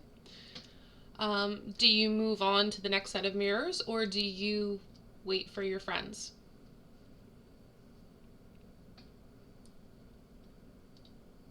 I think out of pure curiosity, Wallace would just continue on. Okay. Lilith will actually pause at this mirror and like raise her hand and kind of fiddle where there is no ring there, but in her reflection, be fiddling with the ring a little bit, kind of little bittersweet, and smile, and she'll follow after Wallace after a moment. Okay. Wallace, as you approach a final set of mirrors, they have a deep purple frame around them. And as you step in front of it, you see yourself in your twilight years. You have aged and are at the essentially the end stage of your life. What do you see? What does Wallace look like as an old man? Um, well, he's grayed and his hair's kind of growing back out again. He has a Team Edward shirt on. Um, You say a team Edward shirt. Sorry. It's because he said I was in my twilight years. Oh Man, my I god. just- I couldn't. Go to your corner. I can't. Um, It's perfect. I love I would it. like to think that Nara's there still and not dead. Nara's still there.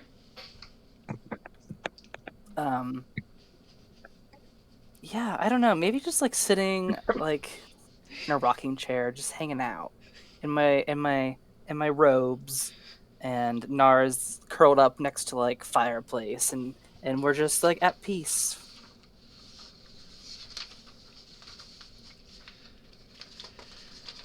Okay. Eilith, as you finish staring at yourself and fiddling with where the wedding band is, and you move on to where you see Wallace standing in front of the next set of mirrors, what does Eilith look like? Eilith kind of freezes at this mirror and like gets a little excited for the meaning behind what she sees.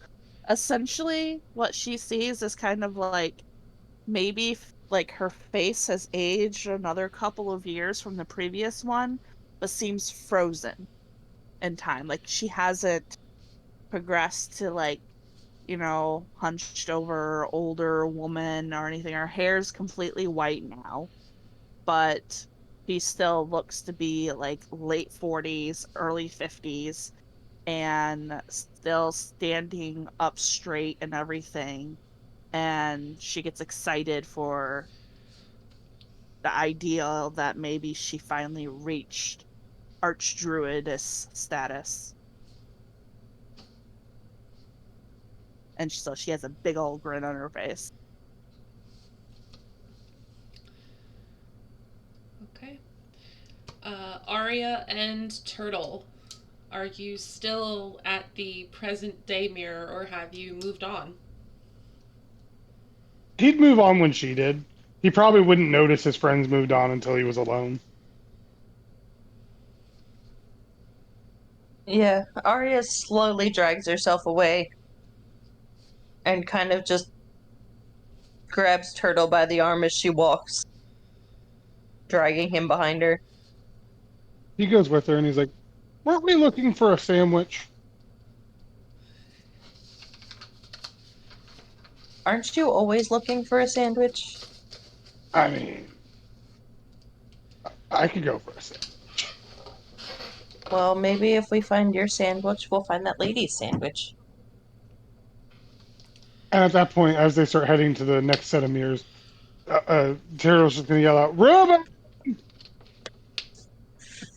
What did he yell out? You cut out. Reuben. Oh, okay. I don't know if the sandwich can answer you. You'd be surprised what a sandwich can do. So, as the two of you approach the next set of mirrors and you see yourselves in your middle age, what do you see? No. Go ahead. No.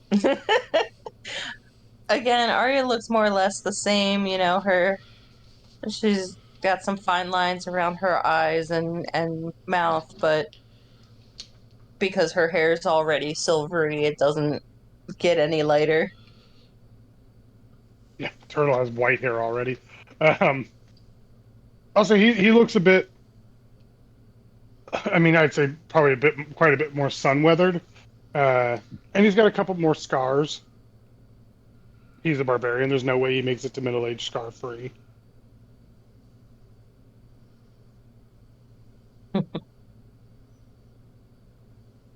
But definitely more sun weathered. Like he's got fine lines around his eyes and stuff. Ideally in his world, because that means he'd have to go live back on the boat again.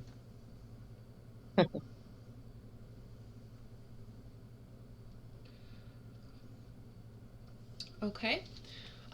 Do you stay here? Do you move on to the final set of mirrors where Eilith and Wallace are. He Arya just goes ahead and keeps moving on. Turtle lingers for a second to sort of look at the mirror, but as soon as he sees that Arya is moving on, he'll follow her, because he's just like he's kind of he understands from Isla's explaining that this is not real, but he's still very intrigued by it because he just looks different. Okay. So he'll continue on, but he'll be slow about it. Okay. As you approach the final set of mirrors with the deep purple frame, where Eilith and Wallace stand, you also see yourself in your twilight years. Do we see a Team Edward or a Team Jacob t-shirt? Bella. Wearing a Charlie was right shirt.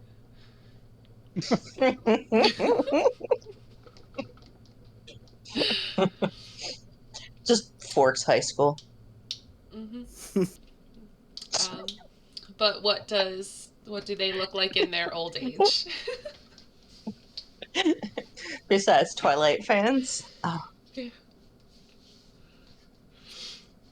I'll say Turtle, kind of the same thing. Like, he's just got a few more scars, looks more weathered.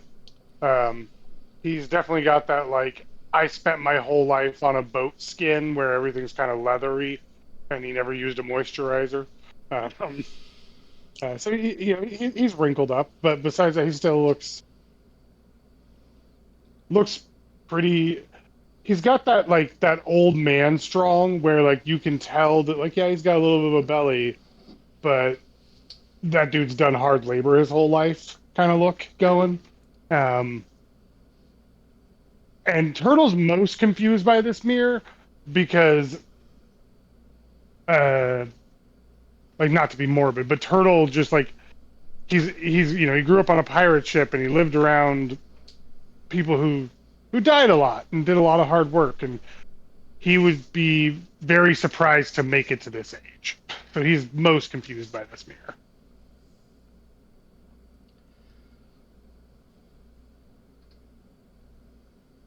Okay, yeah. Again, Arya sees more or less the same thing. Her eyes aren't quite as bright. The dewy glow is faded, and she seems more grounded to earth and less ethereal than before, but more or less the same, other than aged and weathered around the eyes and the mouth.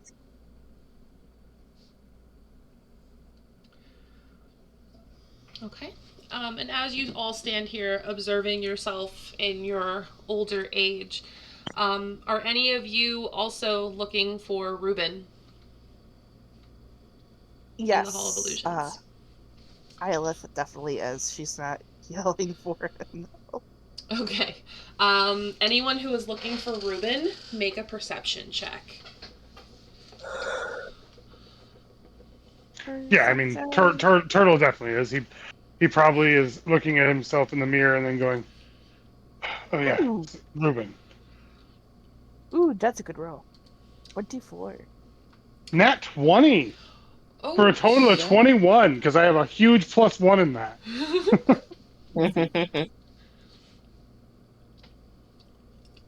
Okay. So yeah, you definitely, as you look at yourselves in this this final mirror, and you head towards the end of the hall of illusions, you would see one final mirror at the very end, and standing in front of it is the halfling man known as Reuben. And he's staring at his reflection in the mirror, but his reflection is not alone. Standing next to his reflection is a girl with gray skin wearing a pig mask, and she's whispering into his ear.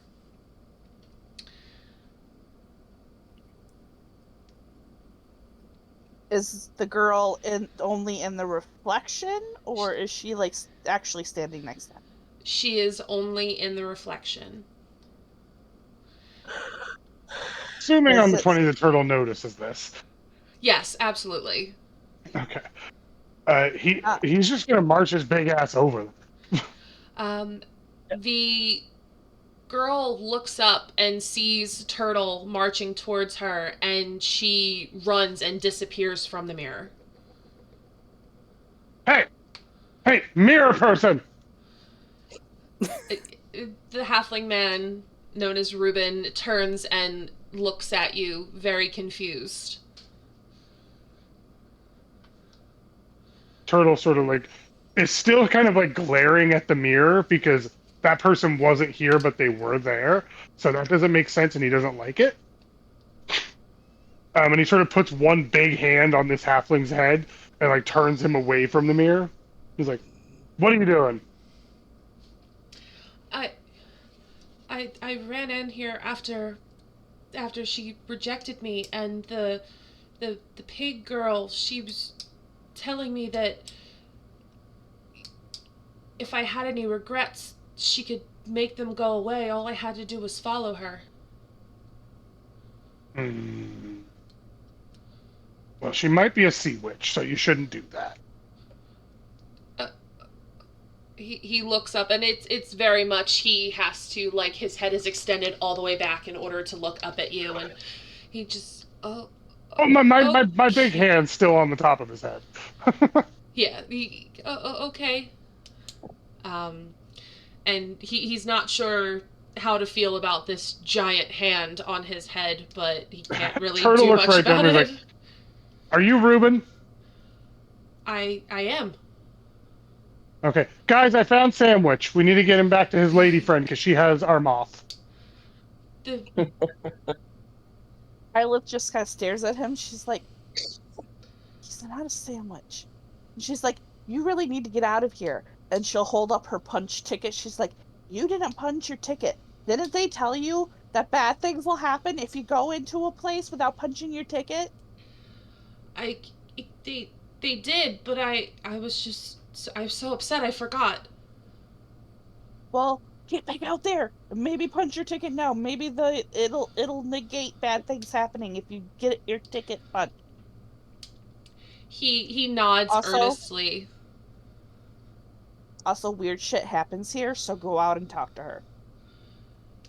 He nods at you again, but more slowly, and proceeds to head back towards the entrance. As he starts to leave, Turtle steps forward and puts his hands on the side of the mirror and like presses his face like up against it, like he's trying to see to the sides of inside the mirror to try and find the pig lady. It's just an ordinary mirror. Oh no, I know that's just what he's trying to do. And he's like, "There was a pig lady in here," and he like sort of like tries to like shake the mirror, see if it's attached down. All right, Grandpa. Sure there was. Let's go get you some milk. Oh, you saw the pig lady. I saw the pig lady. She actually was See? there. Well, that's a bit disturbing. Turtle thinks for a moment and then he punches the mirror. Oh God. I lift backs away. It does not crack underneath the contact. Oh well, that just irritates him. Pig lady, you come out here, and he's gonna take a full-on swing now. Okay, make an attack roll. God. Because I just said he was mad, I am also going to rage. Oh God. Okay. Oh my lord. So this would be our combat starting. That's a 25 to hit. You definitely hit it. Okay. Should I roll damage or does it matter? You can try, but it's, It's an unarmed strike, so it's just a flat 6 for my strength score, so. Oh, plus 2 for my raging, so 8. as you hit it, it appears that the mirror buckles a bit in the middle, but as soon as you pull your fist back again, it's unharmed. And as he finishes punching it, he's going to yell at the mirror, "Come back here, pig lady!" When nothing responds, he's like, "Well, guess she isn't real," and he turns to leave. Just accepts it. Okay. As you all... Turtle, Go ahead. Nope, go ahead. just gonna say, Turtle, you can't just go around punching things here. You're gonna get us kicked out, and then we won't be able to find all the things we lost. But Reuben said that the pig lady was trying to convince him to come with her and to fix his problems, and that sounds like a siren or a sea witch, and I was warned not to trust those things, so she's obviously bad. So why are you going to look for her? Let's move along. To stab her with my trident so she can't hurt people.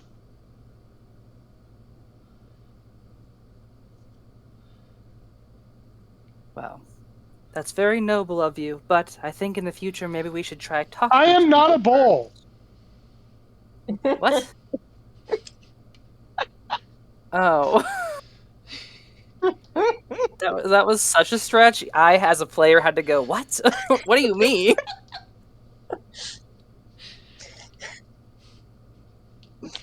This is Chris we're talking about, so.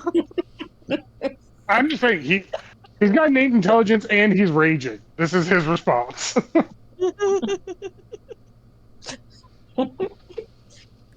Wallace is just going to take Turtle by the hand and start leading him back out towards the ticket punch.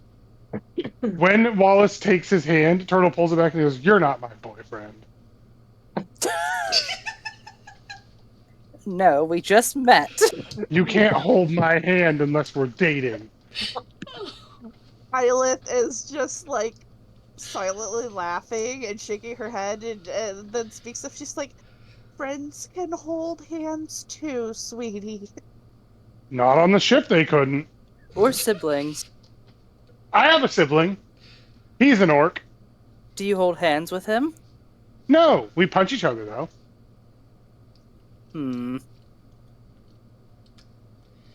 Your ship Also- is very weird. My ship is... Hold on, I have to remember the real name. The Silver Parrot. That's it. Yeah.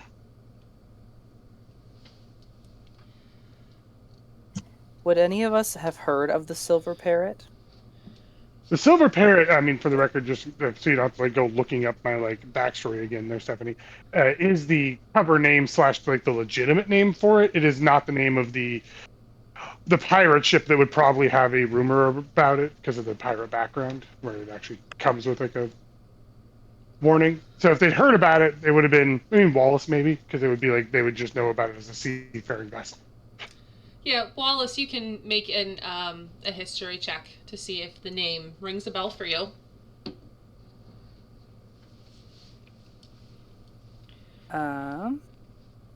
History 9. Not quite. You feel like maybe it has it ticks something in the back of your memory, but you can't place it. Wallace will just be grateful that he hasn't heard of this ship, which means they probably haven't done anything super terrible, so. Okay. As you all turn and follow Reuben out, he very bashfully stops in front of Candlefoot and presents his ticket. And it is hastily punched. And then he turns to see his love sitting there with a sleeping moth folk lying at her feet. And he pauses for a moment and then sits down beside her. And she turns to him.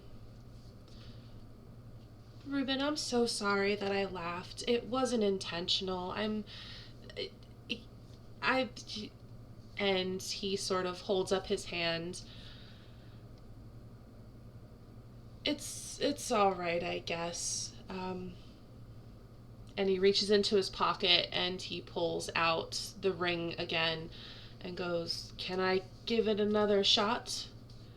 And this time, instead of laughing and falling over, um, she squeals with delight and screams yes.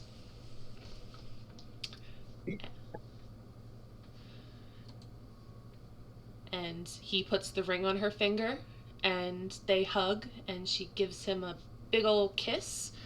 And as these two become officially engaged, you feel the mood of the carnival raise up one level in a positive way.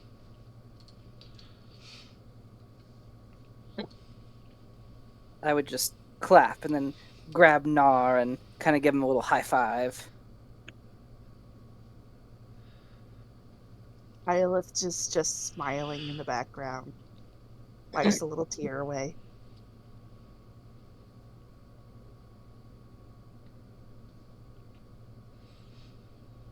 Turtle walks over and picks up the papoose with Valentina in it, slings it back over his front side, looks at the two of them and says, "Congratulations.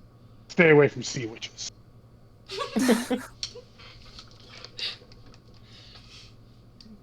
And I hate to be a party pooper, but we did go in there looking for information about this Kenku, and all we got was a mime who couldn't speak to us. So, what do we do? Well, was that the whole Hall of Illusions? Was that it? I don't know. I think we should go back and beat up that mirror. I mean- When you say we should go beat up that mirror, Candlefoot waves his hands frantically, and he's very obviously begging you not to because he likes his job. He doesn't want to get in trouble for mirrors being broken. Poor Candlefoot. Turtle looks over at him and is like, "You're very loud for someone who can't speak." Arya walks up to Turtle, pats him on the arm, and says, "I don't think the pig lady's there anymore anyway." But what was she? Violet's gonna look to Candlefoot and be like, "Do you know about the lady with the pig mask?" And Turtle has a moment of realization. He goes, "She was gray like you." When you ask about the girl in the pig mask, Candlefoot looks a little nervous, but doesn't give any indication other than the nervousness.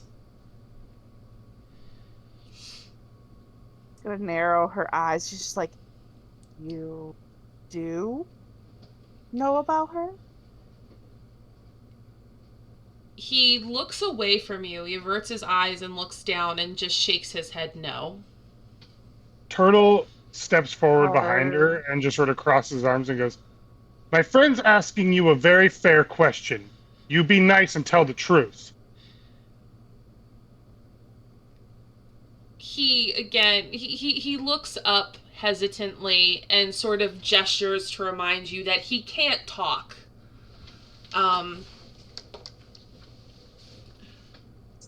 But like maybe there's something he wants to tell you but can't convey it through mime. Well, you see here, Candlefoot, our friend Turtle is now an expert at interpretive dance, and I'm sure he'd be happy to assist you in telling us your story in that way. Right, Turtle? What's interpretive?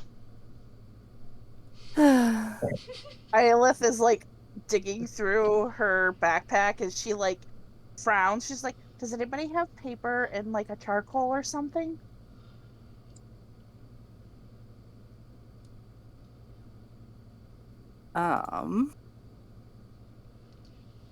Turtle opens the papoose and asks Valentina, Who is "Do you still have asleep. paper?" She says Just no. Something She's- in her wings.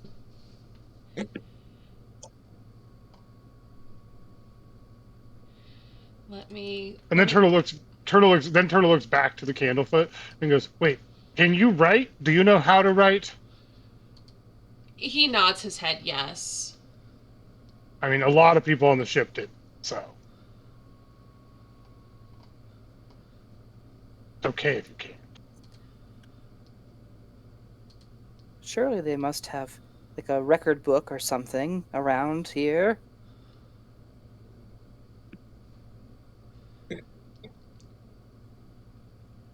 Turtle looks around for one of the helpful pixies. They're easy enough to find. They're all over the place. He's just gonna walk up to them. Where do I buy paper? What do you need paper for, sweetie? I want to talk to Candlefoot, but he can't talk. So I was gonna have him write. Well, I wasn't. Islet was. Islet's smart. She was gonna have him write. Oh, She can write. Yeah, hang on 1 second. Hold on. And the pixie flies away for a moment and returns Thanks, with you're pretty. paper and a writing implement. And as you tell her that she's pretty, she blushes and just looks at you over her shoulder as she flies away. So many nice, pretty people here. And he walks back over and he just sort of shoves the paper in Candlefoot's face. He fumbles to try and keep it from smacking him in the face. But he takes them and he begins to write out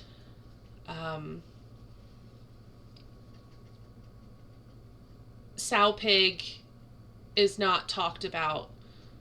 We try to avoid. Is she a part of the carnival? He shakes his head no. Should we avoid her? He writes yes in all capital letters. So dangerous. He nods. Turtle leans over. What did he write? She'll read off everything he wrote to Turtle. So so Turtle looks over to Candlefoot. It's like, so she's a danger to you and the people here? He writes out not to us, but to those who don't have tickets. Did she take my stuff?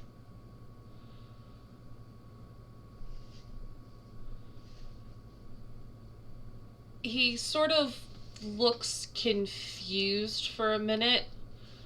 When I was a kid, I came without a ticket, and now I'm missing things. He writes maybe with a question mark on the paper. Well, then we have to go beat her up. Okay, real quick. Is Reuben still in danger?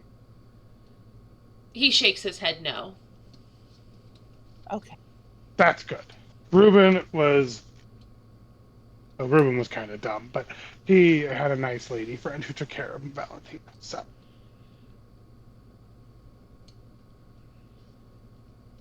Does the pig lady in the mask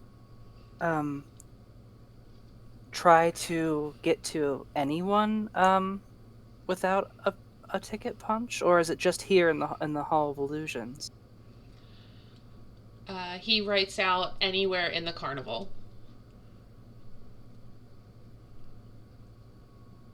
What if I gave my ticket to Wallace and didn't have a ticket? Would that draw her to me?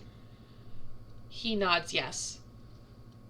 Huh. Islet reaches up to try to do the classic give smack to him. I don't know if she can necessarily reach him, but just kind of like, idiot, no, don't do that, bad.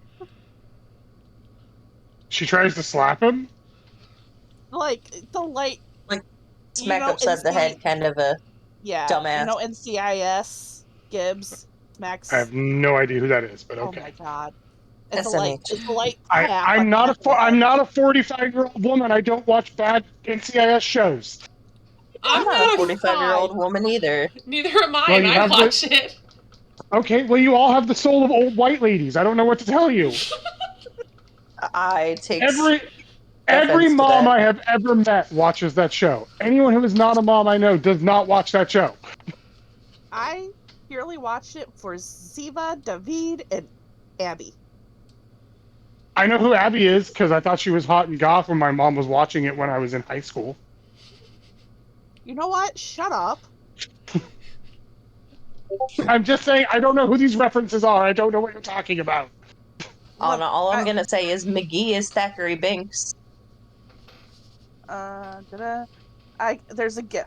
Let me find a. Okay, the moral of the story is if she tries to smack him in any way, he's going to try to catch her hand and stop her. If she can even reach him. Yeah, she's 5'3", so he's over a foot Just taller than palm she on the is. forehead and she can't even reach him. Yeah, if she attempts that, he will try to grab her hand and stop her because the only person that was allowed to just smack him like that was his dad. Gotcha. And he is more than welcome to do so.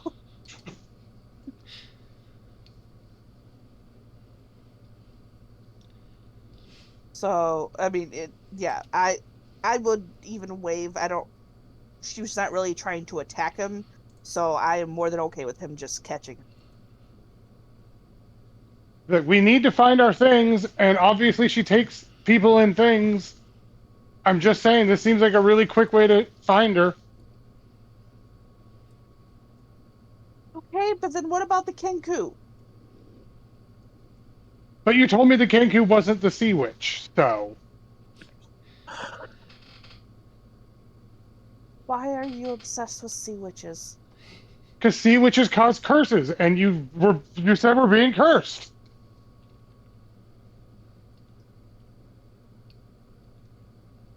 I didn't say we. Well, I mean, things are happening. They're not necessarily happening to us exactly, but and then she points to Candlefoot, and she's like, "They're definitely happening to others." If you Wait. would have seen when you said Kenku, Candlefoot paid a little bit more attention to what you were saying. And Turtle turns and looks at me and goes, so did the sow lady, the pig lady, she didn't turn you gray? He shakes his head no. Does she know? Does the king? Wait, no, the Kenku can't work for her since he's here without a punch. Why hasn't she gone after the Kenku if he doesn't have cards and stuff? He scribbles out on the paper, too sneaky.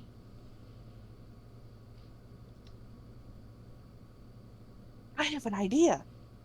She looks towards the other. She's like, if she maybe has one of the things that one of us is missing, and she can't get this Kenku, and her whole thing is that she, catches the people who get in without tickets. What if we catch the Kenku?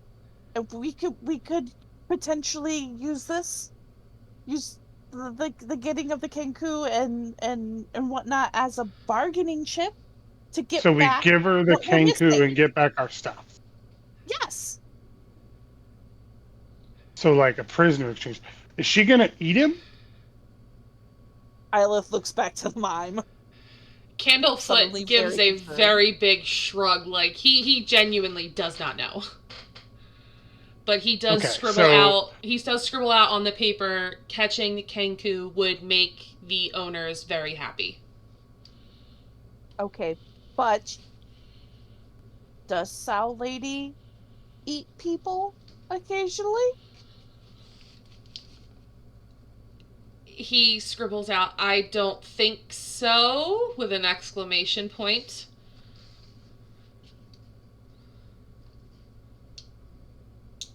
Okay, well, how do we find the bird person?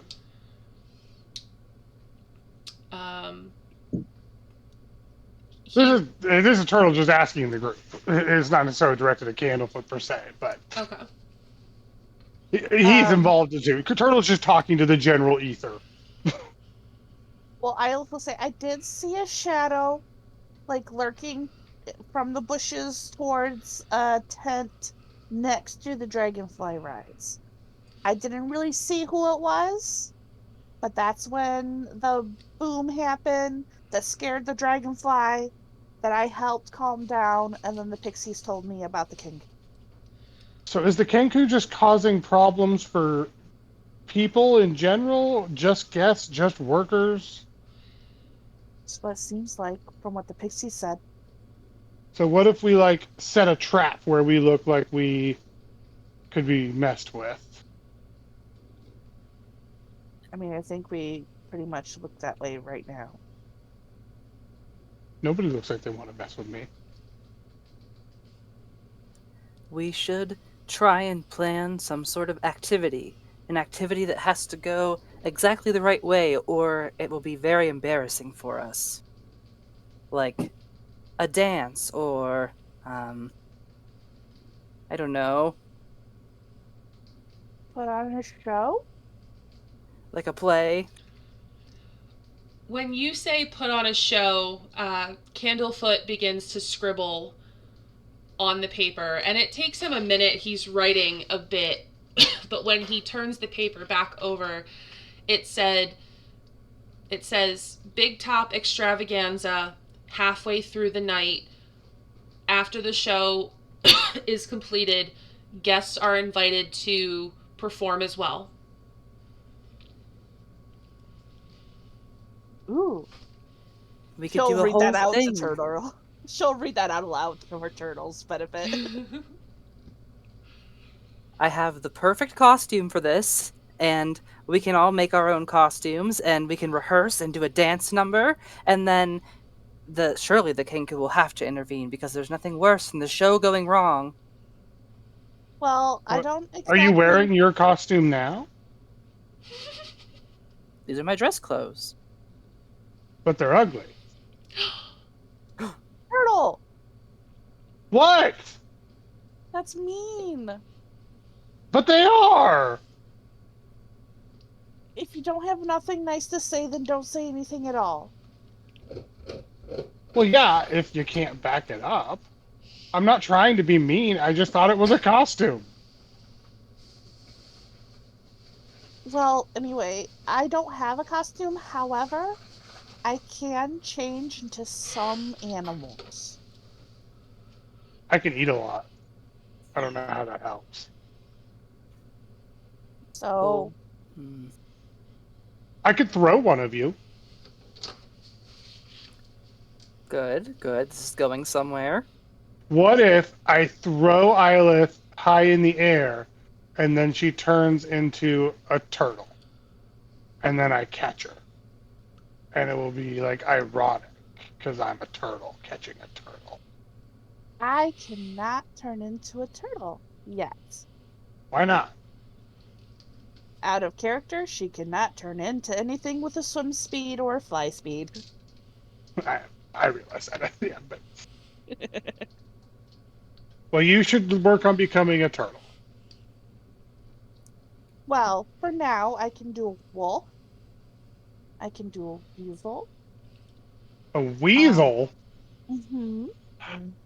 Oh, I oh, I have an idea. It's genius. I can also do a sheep. A rat. Um, What if we like put an emotions to the papoose on him? Like we put this blanket thing on top of you, and then when we removed it, there was a weasel. Like a magic show within a play. I don't know. I was just excited to see someone turn into a weasel. she's staring at him. She's like, and I can also do a panther, a mountain goat, a mastiff. What if we put on like a gladiator show and you turn into a panther and then we attack each other? Please, please don't attack me. No, you'd be it's a show. We'd be faking it. Except for the part where I punch you. I'm not punching. Please don't punch me. Why I'm does not he a punch. want to punch me? I'm only gonna punch Panther you in the gladiator fight that we're doing as part of the show. But it'll still hurt. Yeah, but you'll While have these claws. guys are You'll be fine. debating, Arya just takes out her lute and starts strumming a song and singing. That's good. That could be really good backing music for the Panther fight. I'm not fighting you as a panther. She starts playing some faster music that sounds like good fight music. I'm not going to fight him as a panther. Anyway, I can also do a hare, a fox, an elk. Can't fight a fox or a hare. No one would believe that could beat me up. As everyone's arguing, Wallace pulls out a notepad and is like, I'm gonna need a ring, and we're gonna need fire. And she just goes on naming off all these forest animals. So we put up the ring, we light it on fire, the panther jumps through it, I dive through after the panther, and then we fight to the music. I am not fighting. This sounds Wallace- perfect. And Wallace dresses up in a costume with a whip to make sure we stay in the ring.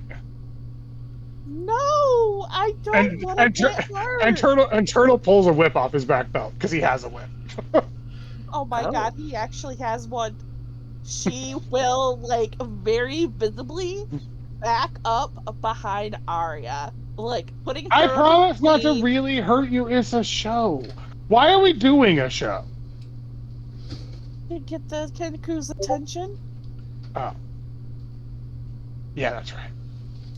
Okay, so what we have decided is Wallace will be our trainer while she plays music, and then I fight a panther. Mostly because I really want to fight him. I lied. Okay, I can't turn into a panther. I'm sorry. Okay, and well, now I have to ask, how tall is Arya? Arya's 5'7". Okay, so she's taller than Eilith. So she will literally, like, she is holding on to the back of Arya's clothes and is, like, really up close. Maybe the only thing you can see peeking up from behind Arya's head are Eilith's bunny ears. She's like, I can't do it. what is wrong with having a good wrestling match? I don't want to fight you. Why not? Do you not like me? You're big and, like, strong and scary. So is a and freaky as panther! me. Well, I don't have any other ideas, and I thought that was a good idea. I'll fight Wallace instead. If that's what has to be done, I suppose we will. But nobody will believe that because Wallace is tiny and weak. But now he's full of rage because you said his clothes were ugly, so. Yeah, but he's not like panther strong. Well, all we need to do is get up on stage and just sell it, you know? As long as there's something extravagant going on, I have a feeling that our Kenku friend will want to come foil it. So, I'm just gonna get up there and do my thing. Do what thing? We don't have a plan. You'll see. You'll all That's not see. helpful. Oh, Okay. that sounds ominous. So, if, and I mean if, as she's, like, peeking around and pointing directly at Turtle, if I can manage to turn into a panther, no actual fighting, but maybe we could do a comedy thing where you try to fight me, but I keep running away. So you're chasing me, and then she points to Wallace and is like, he's trying to get both of us under control and failing miserably at it in a most comical way possible. And then she points to Arya in front of her, who is still very much in front of her. You can play music to help make the comedy better. Well, what's Val Arya gonna do? starts playing like a faster, like kind of like jaunty hoppy tune something that sounds like a playful chase. That's perfect.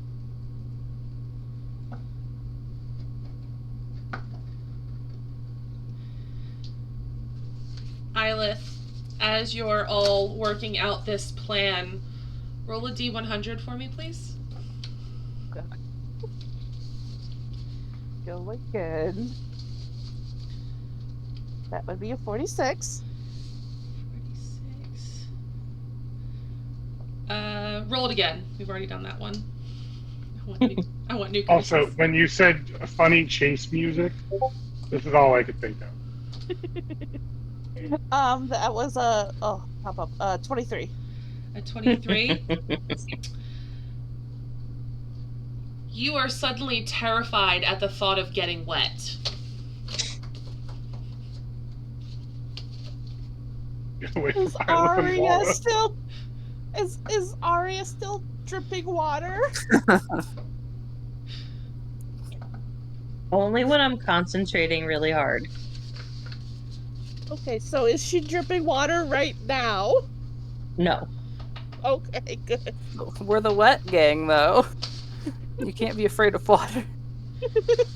Everyone else also roll me a D100. She will kind of look at Arya warily because she remembers something about water on Arya, and she'll like let go of the back of Arya's clothes. But still keeps her between her and Turtle. A 19. Okay. 30. Just flat 30? 35. Oh, 35. Roll again. I've already done something like this. For me or the 19? No, you, Turtle. Roll again. And then... Arya also re-roll because you and Wallace got the same number. Well, damn you, Wallace. Well, 51. 51. Okay. 12. And 12. Okay. Wallace, as you're all standing there planning, you are suddenly parched. And it feels like no amount of beverage is going to quench this thirst. Wallace immediately starts casting create water, or whatever his spell's called, I forget. Create water. And like shoots it into the air like a fountain and tries to drink it. Oh no. Turtle. Immediately screams and runs in the opposite direction. When she screams and starts running away, Turtle goes, God, I won't fight you. Shit. Turtle, as you say, God, I won't fight you, shit, your voice goes up a few octaves and you feel your body change. You are now the opposite sex.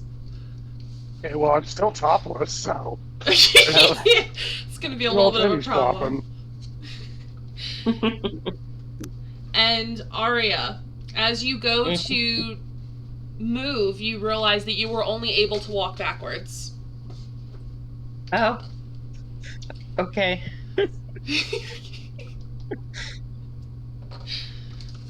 Turtle immediately stops after saying that and just looks down, seeing he has boobs now that are like pushing out the bundled up moth lady he has hanging off of him, and is like, well, something seems different.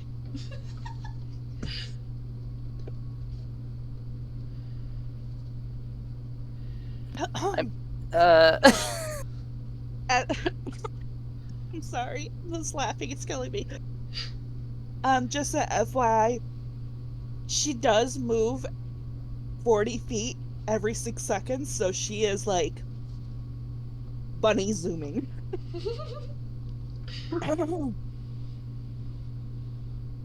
Oh shit. We're gonna have to go for more taffy. I'm so thirsty. I can't go on. And that's where we'll end for tonight. Because it's like 11:15. Oh my gosh.